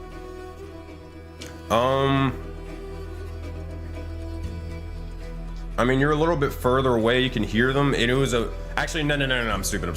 No, it would only be him with due to the shadows and all that stuff. So it's only Ulf. But that said, all right, here we go, y'all. Now, granted, we only have 30 more minutes pretty much in the last bit of this session, so we only have like time for probably one round or two. We'll see. But boy, I love this part. I don't get to explain to you boss fight mechanics. This is going to be an interesting one. So here's how this sort of works. So you guys are all aware. I'm going to list out a couple of traits of this battle. I'm going to list out the traits of Draxel and also the fight and more, so you guys know exactly what's up. Now, that said, as I'm listing out these traits, you can feel free to write them down, but you don't necessarily have to. And we're going to go through the likes of this sort of thing. Okay, are we good? I think we are good. Okay, cool. So, here we go. For the likes of this fight, this is what you have to deal with. Alright, let me stop this. Shut up, Barbot. Alright, play this. Alright, thank you. And I need to get the other thing in a minute, but I'll get this for now. Okay, so the following boss fight has these traits. And I'm going to list them all out first, and then I will describe each and every single one of them and what they mean. Okay, the first trait is tactics. The second trait is maiming. The third one is ruthless. The fourth one, martial clash. The fifth, martial master. The next one being cosmic. The next and final one being escape. All right, let me go through each and every one of these and tell you exactly what they mean. Some of them are a little bit more straightforward than others. But tactics is this. You all will have 2 minutes to discuss tactics at the top of rounds. You will make intuition checks on round 2. Intuition checks are basically you guys applying previous battle knowledge in the past of your characters, and either throughout the campaign or beforehand on just general battle sense and knowledge, and being able to apply it to this fight to learn differing abilities and capabilities of this enemy and more. Most of you guys should already be aware of what that means. And if at any point you guys have questions, feel free to completely interrupt me and then just ask. Because now's the perfect time to ask. The next trait. Those in chat so that we can see. I think so. Yeah, I should be able to. All right. The next one is maiming. It is this. If Draxel specifically knocks you unconscious, he may choose to keep you alive and instead take a limb as a reminder. You make a con save and all this other stuff if you get maimed, and you roll a d100 for severity. We'll get into that if it ever happens. But the point is, they can choose to keep you alive and take a limb instead, which can be as, as small as missing a finger to as big as missing a leg or an arm. All right. The next trait is ruthless. Ruthless means that Draxel specifically will strike you down to try to instantly kill you and make you fail your death saving throws instead of just ignoring you. He will only do so if he finds it worth it to kill you where you lay, though. Other enemies, such as the random bits of the corruption and other monsters, they will not do so, and they will act mindlessly as normal. Any questions so far? Alrighty. Martial Clash, here we go with this one. After the first round of combat, and you have identified successfully an ability, you may challenge Captain Draxel to what's known as a clash. A clash is a one-on-one standoff taking a more thematic approach to D&D. Swords clash, beams of the arcane strike one another in a struggle for power. For martial clashes, you must make a melee attack against them. This cannot be done with a melee spell attack. It has to be a melee weapon attack. Or unarmed strike or whatever for, monks. If you lose this clash, you take massive damage and you have the chance of being instantly maimed. If you win, you do massive damage to Draxel, or you can choose to pick one of Draxel's abilities and seal it for the remainder of this fight. Does that make any sense? Yes. Alrighty. The next one is this. Martial Master. Draxel has advantage on all martial clashes. They are a higher enough tier to be able to do so. Second to last one is, and I'm gonna post all these still, don't worry. But the next one is Cosmic. Death by Draxel, and only Draxel causes you to suffer cosmic death. If the other corruption begin to kill you, they won't be able to suffer or give you cosmic death anymore. Alright. The last one, this is a very much important one. To win this fight, you can either try to kill all the corruption and everybody inside, good luck with that, or you will need to escape through the portal. However, right now, one of the Eclipse commanders is blocking said portal, as they are empowering the likes of Draxel and the Yeti at this moment in time with astral magic. You'll need to damage Draxel to a certain amount for him to break his connection to Auroraverse and allow for your escape. You said we have to damage Draxel? Have to damage Draxel. Alright, we have to damage Draxel to a certain amount. That said, fight smart, fight together, and collaborate with your allies to do some awesome team moves, because if you fight alone or fight by yourself playing D&D alone, you'll probably lose and you'll get dropped. Work as a team and you'll crush this guy. So, it's all up to you guys. With that, I will drop and copy and paste all of the sort of traits of this fight in your Soulbound in-game. I will, I'm gonna drop it in, I'll drop it in the Soulbound in-game or SS in-game content chat, and I'll ask you guys with it. Alright, at 7 souls. There we go. Alright, all that sort of stuff, if you ever need a reminder, it's pretty straightforward, and a lot of the stuff you won't even actually have to remember. Like, none of this stuff you will have to remember, but it's just so you guys know ahead of time beforehand for planning tactics and all that sort of stuff. Alright? So, before we have everybody hit that initiative button, does anybody have any other questions? No. You said we can maim him with a clash, yes? No. He can maim you with a clash. What's the chances we can maim him with a clash? Roll high enough and you might be able to do it. Roll high enough and have him roll low enough and you might be able to do it.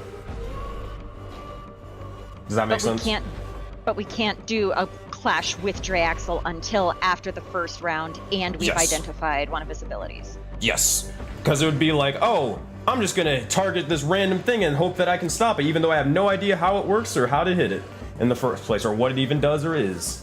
Well, I think you know where I'm going here regardless. Yeah. So you're gonna have to roll high enough, and you're gonna need to make sure he rolls low enough for you to be able to do it. The higher of a difference. So like, let's say if you win a clash by like 34 or some crazy shit, and he rolls like a 5, then that is, you benefit a lot more compared to if you rolled a 22 and he rolled a 20. Does that make sense? The bigger the margin of difference, the better. Yeah. All right. Cool. Any other questions before we get going? Nope. All right, guys. I tried. I absolutely tried my hardest. Okay. You did. You did. You really did. You got a little bit of information out, but there are some things that are just they have their grip onto their neck with like nobody's business. You have a chance to be able to try to sever it here, but which wouldn't have happened if you wouldn't have got that persuasion check to have them even fight out of it in the first place. So you can certainly try, or you can maybe even try it for another time, or you can try it now. The choice is yours, but it's all coming down to this. Regardless, I need each and every one of you to roll initiative if you haven't done so already. I'll roll for you, Yahato, and I'll roll for the NPCs. Absolutely terribly. So bad.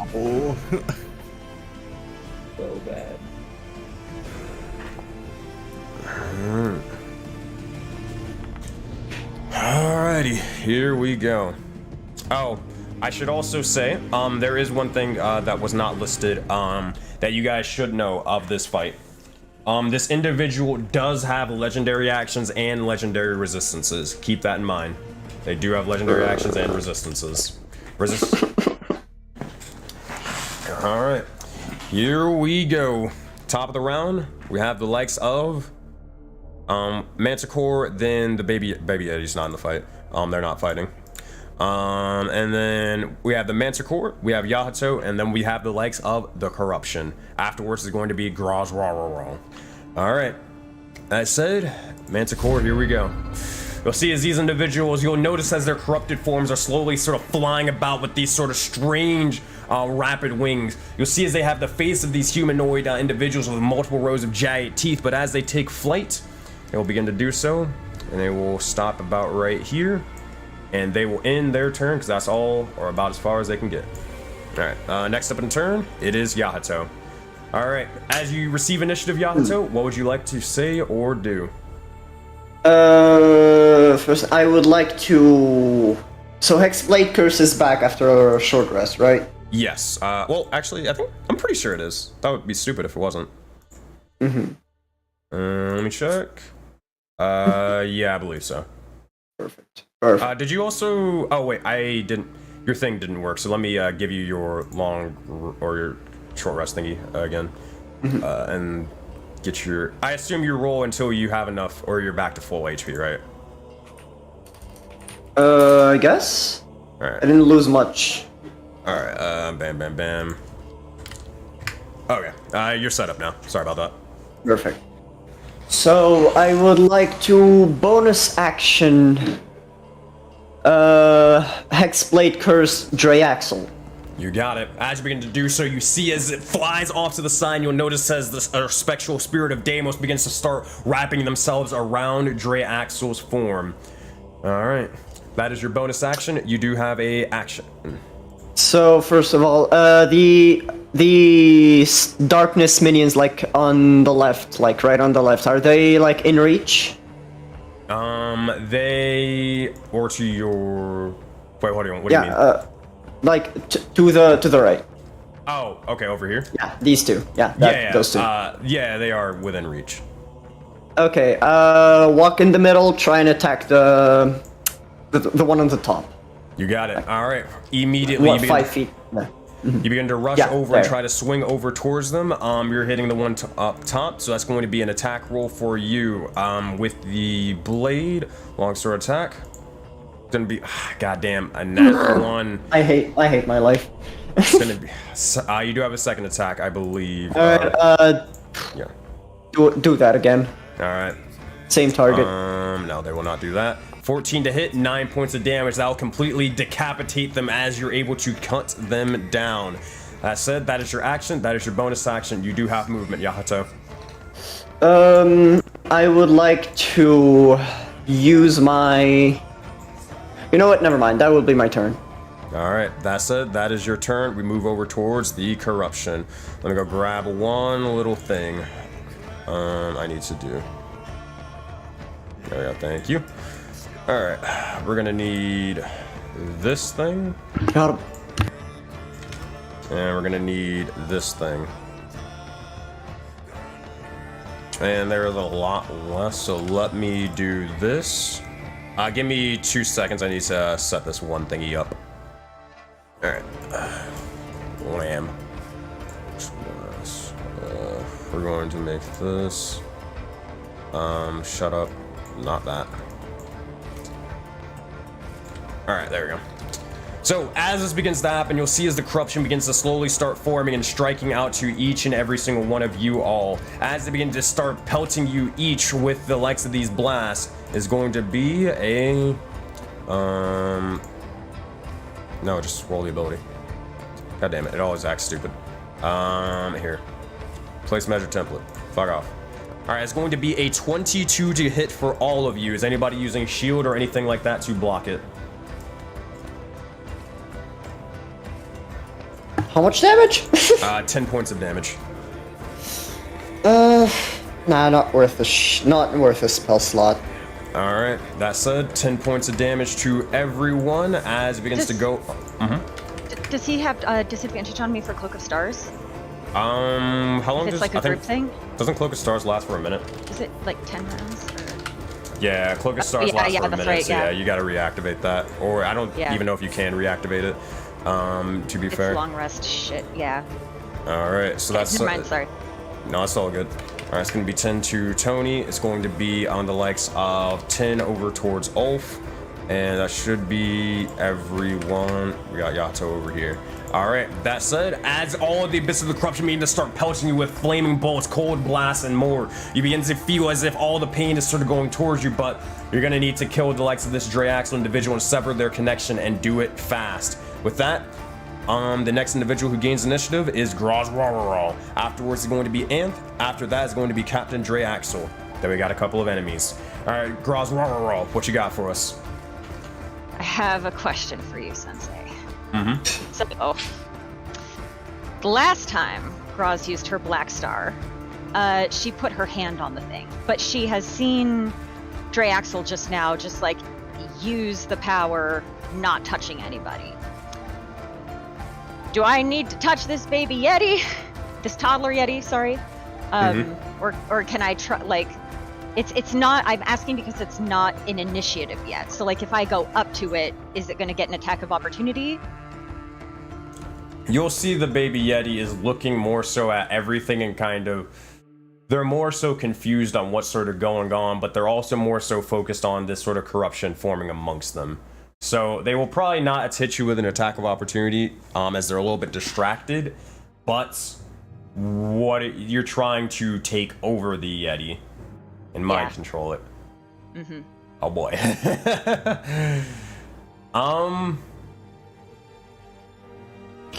It's more so it's up Take to it you. back. Groz, you can try to do it from a range distance if you want, but you already don't really know how the power works in the first place. You can certainly try, or you can just move up closer to maybe hope for the best and have a better shot. So. Yeah, I'll move up next to it, and Groz will put her paw on the Yeti, and she'll like try to like push the power through, but it's not from her. It's not like she's like, it's not like a domination thing. She will basically like put all her power through it and be like, help us in this fight. You're under their power and we want to help free you. We need your help to defeat this darkness so that you can be free. As you begin to do so, you try to empower the little bit of the Black Star to try to take over this individual's mind and try to scythe or sever the likes of its connection to Drayaxle and the corruption. With that, Groz, oh boy, I need you. What is your strength saving throw, my friend? Same thing as last time. High saving throw. See if you're able to do it. A 9. It's not gonna be enough. I would like to use my DM's inspiration for being on time, being in attendance. Oh yeah, that sort of thing. How many rules do you have? 16. The dice want. 20. The dice want. It's 20. Oh, because of Ulf, it is a 20. Because of all. Because of Ulf, it's a It's 20. 20. Okay. With that, hey, you look over towards the individual, and as this begins to happen, you see as you reach out and you're trying to redeem the likes of this individual for all the things that they've done so far, and as you try to cipher them, oh boy, Drayaxle's going to look over and they're going to try to stop you. Some saving throw, they gotta beat a 20 right here and now. 16 fails. You'll look over for a brief moment, and as you see as bits of the black smoke are forming amongst your entire hand, they begin to start enveloping over the likes of the Yeti for a brief second. You'll look over and see as Drayaxle is trying to stop you. However, it seems to be that yours in this moment in time is too powerful. It envelops the likes of the Yeti for a moment, but you see as their form begins to slowly change and shift and manifest. You see as the bits of the corruption are trying to take over the darkness of the shadows and more, before you see as they're starting to sort of twitch for a second. Twitch, their eyes begin to start almost coagulating with shadow, before you look over and you see as Their head begins to start contorting, their horns begin to start jutting out, and they begin, or even the bits of their tusks begin to start protruding out of their mouth for a moment in time. Bits of their fur begins to start coiling and twirling with the legs of the strange astral light. As you see the individual forming before you, it's not this individual, but you look over, and instead, and in your control, freed from Draxel's grasp, you see this individual instead, as they have been slowly consumed and tainted by all of this sort of darkness around them. You look over, and with that, the Yeti looks down. They kind of look over towards Gross, sort of tilting their head for a second.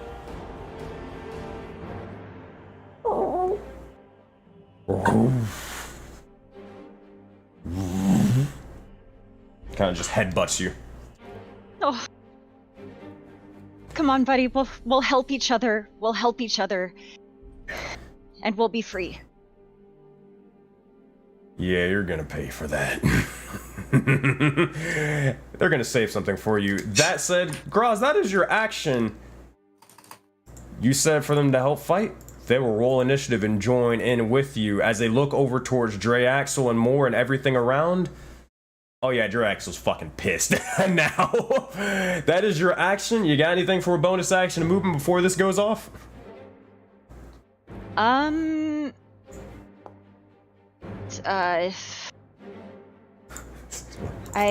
That's not an attack, so I can't do Inspiring Cry, sadly. Within 10 feet of me. Could I do, no, I'm gonna save that. I think that's... Is that an attack? Me taking over the Yeti? No. Okay. Then no. I do have one more question though. When earlier before we got here, Dread and I both prayed and got over 20s. Is there anything that we get for that we know of? Not that you know of, no.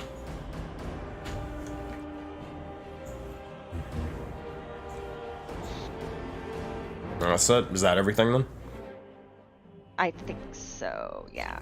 Alright, fantastic. Captain Draxel is going to look over towards you, and as you take over the likes of this Yeti, he begins to just slowly start forming with more and more of the ice around him for a brief second, and you see as he begins to breathe forth, and all of the area begins to slowly almost freeze over as he just exhale a massive cold breath, point blank range directly towards Graz and Ulf. If you're caught in the process, he does not care. This is going to be a cold breath attack. Yeah, that's going to hit both of you over, and I need both of you to make Constitution saving throws or take 18 points of damage. Graz, you get the +4 from Ulf, so that's a total of 15. That will still... No, not for this one. DC is 12 on this Constitution saving throw. That will succeed thanks to Ulf, and Ulf, you will also succeed as you both take a total of... goddamn, where is it? 9 points of damage. And then let me reduce this and fix that. I'm going to use my reaction because I'm getting hit multiple times at this point. And give myself resistance to that. Alright, how is you getting yourself resistance to that again? Pact of Protection. Pact of Protection, you got it. I haven't used it since we started, but... Alright, so that is, you take 4 points of damage instead of 9 then? Yeah, it's half.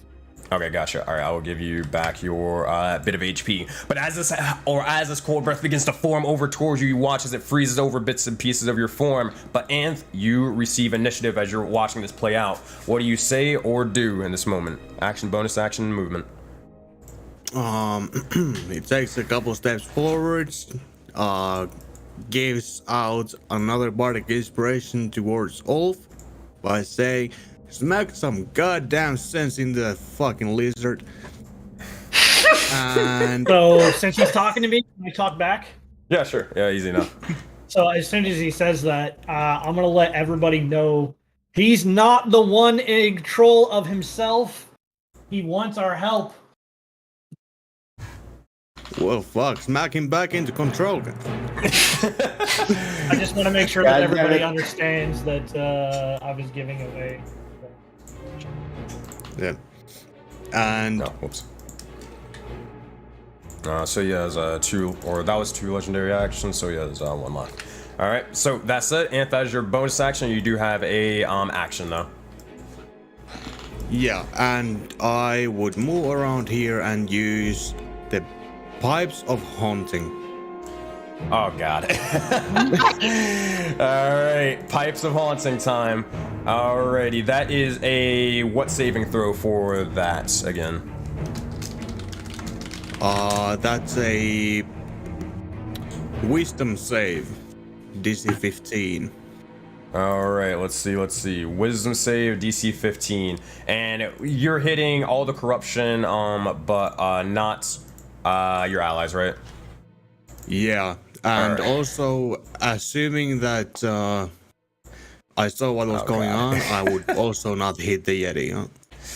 Drax was going to use a legendary resistance to not fail that. He is going to succeed instead. So that is 1 legendary resistance down. He is not getting frightened. That is a terrible, terrible idea for him. The corruption, however, they're going to make a wisdom saving throw. That's a 5. Oh god. Alright, that's all they needed to know. Alright, fantastic. You'll see as all these individuals begin to slowly... Oh, wait, hold on. It's different for the red ones, just in case. Nope, they all fail. You'll see as they all begin to slowly start looking over towards you as you begin to play the Pipes of Haunting. And as this happens, you see as they begin to stop and then just break out of it and shatter. You look over as they rush over towards you as the corruption is immune to frightened condition. Charm, frightened, and poisoned. Yeah, I kind of figured that could. Alright, that said, that is your turn. You're able to get one of Draxel's legendary resistances off, but you do have a little bit of movement if you want to do anything else. No, I'm good here. Alright, next up is, yeah, Draxel can't do anything else. Alright.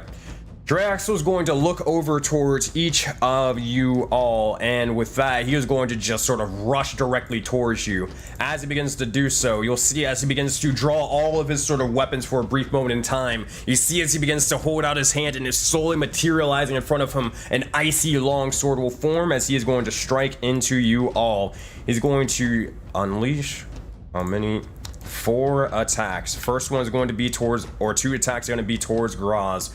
It's going to be the first one with the longsword. That's going to be a 27 to hit for 13 points of damage. You see as he begins to slowly take off the longsword and begins to immediately form a massive sort of battle axe over off to the side and just swings over towards your head trying to take it off completely. 21 will hit. It's going to be a total of... is it going to roll damage? It's going to roll damage. It's going to roll damage. Team lag, hello? That's fine. 1 point of damage. No damage. Oh wait, also, this thing is not doing what it should be. Graz, are you resistant to cold damage? I'm not. Alright, hold on. I gotta fix these weapons because they are not doing their extra thingies that they should be doing. So you also take a 2d4 of cold damage as from before. You already remember this the last time we fought him. Let me also make sure this thing is rolling damage. No, because there's no damage formula for some stupid ass reason. Alright, let me fix that. Alright, 1d8 plus that, and then same thing. Come on. Stop lagging, Foundry. I get you. I know you're chugging. I know you're sad, but get over it. Alright, slashing. There we go. Sorry about that. Okay, so it's 2d8 plus 5, or 1d8 plus 5, and then 2d4. That's going to be 14 more points of damage, Graz. As they strike into you, that'll be their second attack. They'll look over directly towards Ulf, and immediately they'll begin to just reach out and just pull out 2 daggers from their sides and just stab directly towards your eye, trying to take it out and then carve over and try to stab you in your throat. There's going to be 2 more attack rolls towards you. I would like to use Expedient Strike at some point. All right, you got it. 16, that'll miss. Go for your expedient strike. Let's go. Thank God. Second attack, that's going to be a nat 1 for a 13. That will miss. Oh. Ooh. Hold on. Why is... I think it's doubling some things. Let me make sure. It's not. Why is it doing that? That might not be right. I don't know why they have that. Hold on 1 second. They're rolling a lot higher than they should be right now. Yeah. Oh, cool. Nice. It should be... Where is it? 5 plus 3 plus 8 plus 2. It should only be this. So, what's your AC right now, girls? Making sure. 20. 20. Yeah, 20. Make sure I got this right. Sorry about that. First one still hits regardless. Second one would not hit, so you do not take that 14 points of damage. Yeah, for some reason it's adding up, or it was adding a +4 to his attacks when it should be adding a +1. So yeah, Should let me I fix change that, or you can change that? I got it. Don't worry about it. Okay, well, thank you. All right. Bam, bam, bam. There we go. Sorry about that. So that expedient strike. What was it to hit? It was a 27. Oh, roll back up. What the? Where did it? Oh. Oh wait, no, it's not even. Oh, okay. 23 to hit. All right, 23 to hit. That will definitely hit. And for how many points of 11 damage? damage. 11 damage. All right, as you begin to do so, you strike into the individual, almost cutting their arm off in the process. As you swing forth, however, you see as with every single strike he's sort of doing, you notice as he's actually, or bits of ice are actually forming amongst him and almost covering him like a bit of a shield. As this happens, you'll see as he makes the fourth and final strike towards Ulf, but both will miss as he's not able to get through the likes of the shield and his and your defenses. With that, that is Draxel's turn. That is all he can do. That will be his go. All right, next up in initiative, we have the likes of the Ankeg, and then we have the Manticore, the Yeti, then Tony, then we have Ulf. All right, this individual is going to start motioning over. They will use... yeah, they'll use their action to dash. That'll be their turn. And the Manticore over here, they're going to be using their action to dash. They're going to get over towards here. That'll be their turn.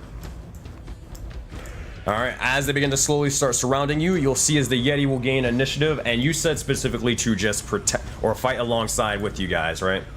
Yes. All right.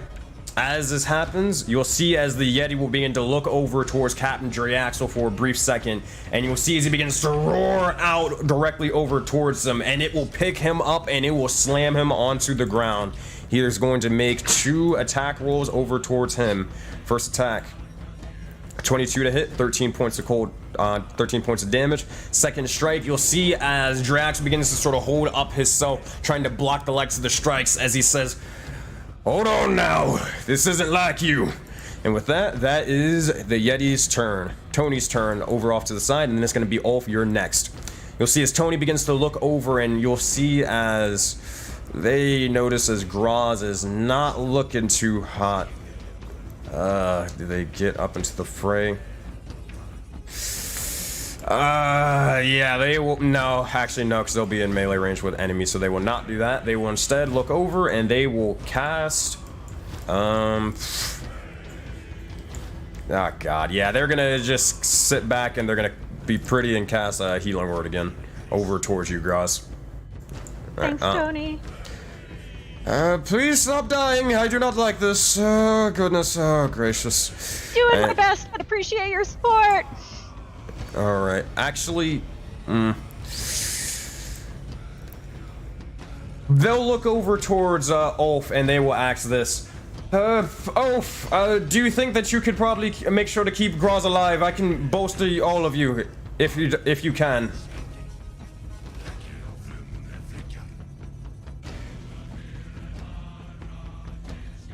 Yeah, I got it.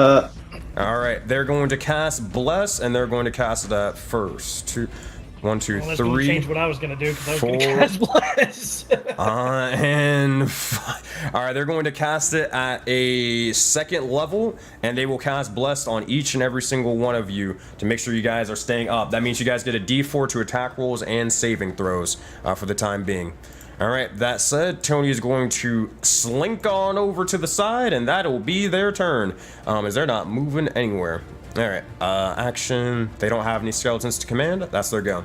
Ulf, what would you like to do? Well, she just changed all that up for me, so... As typical D&D combat is. Yeah.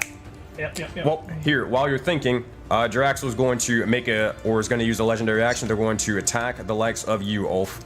They're going to send a strike over towards you. This is with the, they have the ice dagger up last, so they will strike with the dagger.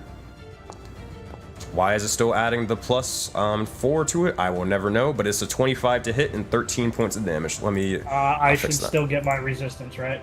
Yes, I will. I'm guessing this is cold. Yes.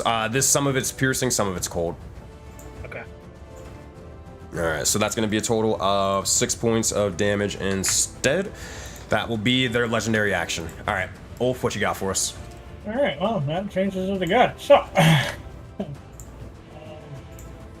trying to figure out. I don't have any ray or any thing that does more than one person at a time. Oh.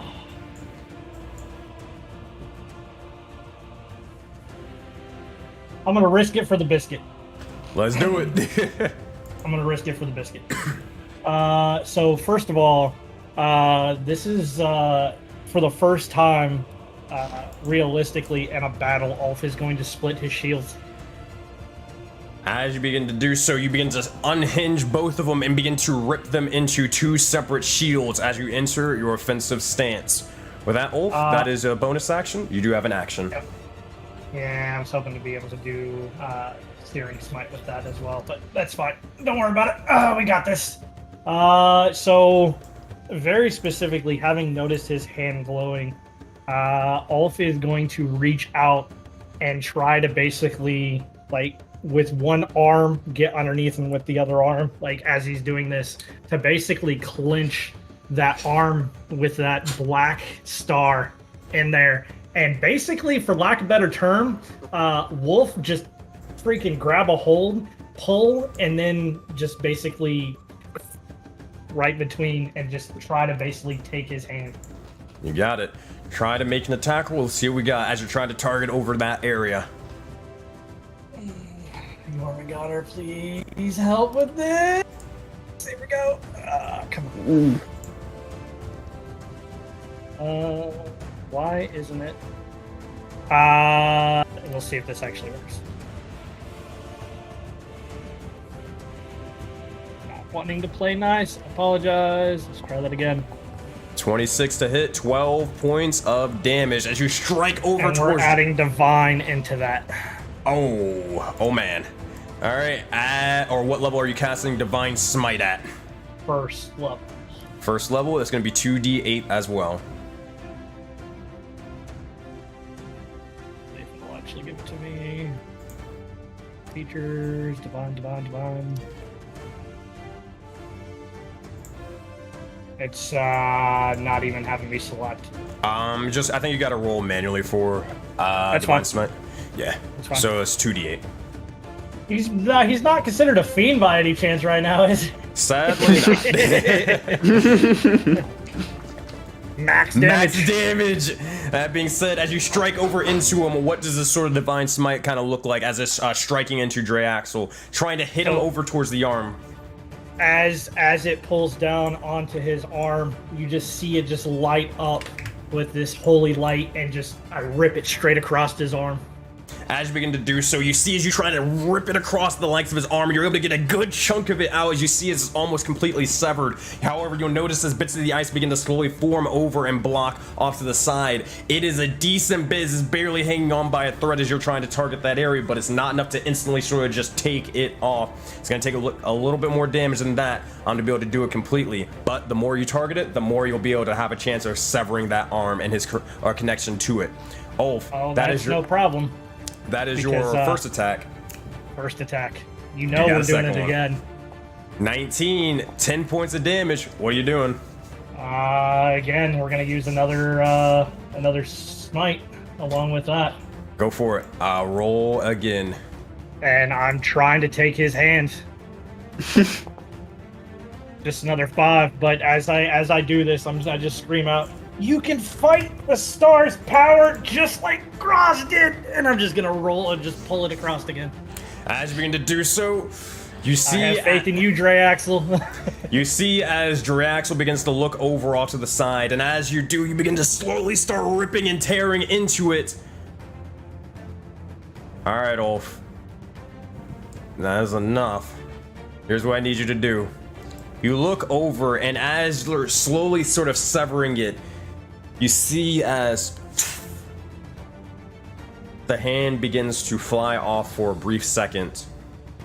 You see as it begins to start flying off towards the air before immediately sort of trying to reattach itself. You see as astral tendrils begin to slowly start trying to connect itself over towards Draxel's arm, reforming it. However, Ulf, you'll look over and you'll see as Ra Rakar seems to be the cause of this. A purple light will begin to slowly start forming over them. Ulf, it's time for a roll off, buddy. Here we go. As we do this, as he goes for the flavor, I know you said we may not get anything, but you know, basically I've asked Rashid, Jormungandr, everybody, Dindar, whatever he decides to be called, I don't care. If there was ever a time that Jormungandr or Dindar was going to stop action from happening and allow me to try to redeem someone, this would be it. As this sort of happens, I'll give you that. All right, here we go. Take that however you want to take it. Just remember, you have bardic inspiration. And plus. Here's what I need. So, Ulf, I need you to make, we'll call it a charisma check, buddy. Just a straight flat charisma check, and you do it with advantage on top of that, and I will give you have the benefits of your bardic inspiration from Anne. Roll the highest thing you've got, as this is gonna be a roll off. Before you do that, you will see as Draxel is going to roll first. 16. It's possible, but it's also a possible failure. You will see as Draxel will use his reaction. He will use Astral Sacrifice, and he will pick. Fuck this guy in particular. He's going to siphon him, and he's going to kill him off. As he begins to do so, he will gain a +3 to his saving throw. You have to be a 19. All right, here we go. And you said just a check, right? None of the just a check. You have advantage. None of the on plus this... fives. None of the plus advantage five. and bardic inspiration. Advantage and bardic inspiration. No, that's fine. Use inspo if you want to give yourself another reroll, but it's all coming down to this. You got to beat a 19, buddy. What's that? Why can I not find it? Hit the charisma thing at the very, very top where the number is. No, I was just looking because it very specifically, you grant a +5 bonus to charisma, and then in parentheses it says persuasion. I was just I was trying. Any little bit counts, man. Every little bit counts. All right. That's a 20. On the first, without any of my inspos or anything. You said that we had advantage on it. I will chase the nat 20 if it changes anything, but I'm keeping that 20. That said, roll one more time, see if you can get a 20. No, we'll take a 20. It's not a nat 20, but it's still a 20, which is above the DC of 19. And with that, you'll see as Redemption arc confirmed, baby. you'll look over and you'll see for a brief moment in time as you begin to say this out towards Draxel, and as the astral arm is beginning to slowly sort of form over towards them, the tendrils trying to reconnect with Draxel, you'll see as some sort of force begins to slowly cut directly towards it, severing the likes of the tendrils, severing the connection and more. You'll see as redemption in this straight divine light begins to slowly form over in this almost serpentine shape and figure. It bites down onto the tendrils and begins to completely eviscerate them until you look over and you see as Draxel's hand or bits of their arm is off to the side, and the black star amongst it begins to slowly start writhing over it more and more and more as it turns into an astral light and completely shatters. You look over towards Draxel as he stops for a second. He looks down and he looks up, looks around for a second.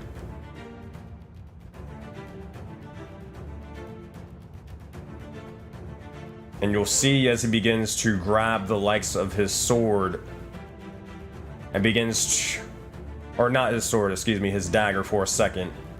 And you'll see as he immediately just holds it up towards you, Ulf.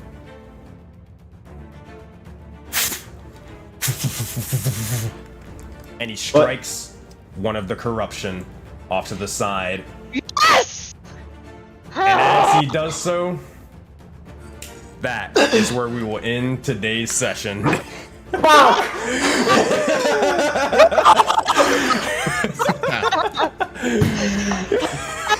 My boy Ulf did it! The redemption arc begins now! Redemption arc begins now. I'm gonna throw. She's like, oh man, I'm finna throw up! Oh god. Oh man. Oh, I gotta breathe, Sammy, breathe! This isn't exactly the power of friendship, but it's half a step away, man. I'm Redemption gonna arc. throw up though. You had to know Oh it my was coming. God. As soon as you saw it, I was like, screw this, dude. I'm going for that hand. I don't even care. I'm risking it for the biscuit. And the Oh my god. Oh boy, this is gonna change some things. This is gonna change something. This is gonna be fun. This is gonna be fun. So we'll pick back Breathe, up. Sammy, breathe. We're gonna pick back Don't up forget on to this. We're gonna pick back up on this campaign and this session next week for the 2,000 follower special of the Sensei Suplex and Project Aurora sort of celebration, all that sort of stuff. And that is a hell of a session to kind of come back to, as hopefully you guys are gonna be fighting alongside with an unlikely ally in Captain Draxel. And we'll see exactly how the hell you're gonna get out of this one, as you have Ankegs, Manticore, and all the corruption abound, looking to take you guys all out. So, alright. With that, I will be back in just 1 second. Thank you guys again for everybody who was able to play. All right, thank you everybody for everyone who was able to watch. You guys were fantastic as usual. Make sure to join the Discord, but we do have to end the stream obviously a little bit early. The reason why is because I'm going to be over on Dice Legends channel in a bit, in about an hour or a little bit like 2 hours or so, as I'm going to be running I'm going to be guest starring as a dungeon master for the likes of Dice Legends. We're going to be running a awesome little PvP based one shot, so make sure to go tune on into their stream in about 2 hours. Do not miss out on it. It's going to be sick. So if you're ready for a PvP based battle royale one shot between all the likes of those individuals and a couple of other guest stars, so be sure to not miss out. All right, everybody, I will see you guys later. Y'all have a good one. And for those of you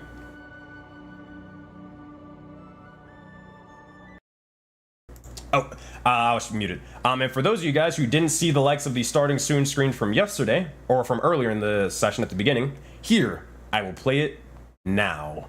So, thank you guys again. I'll see you on the other side.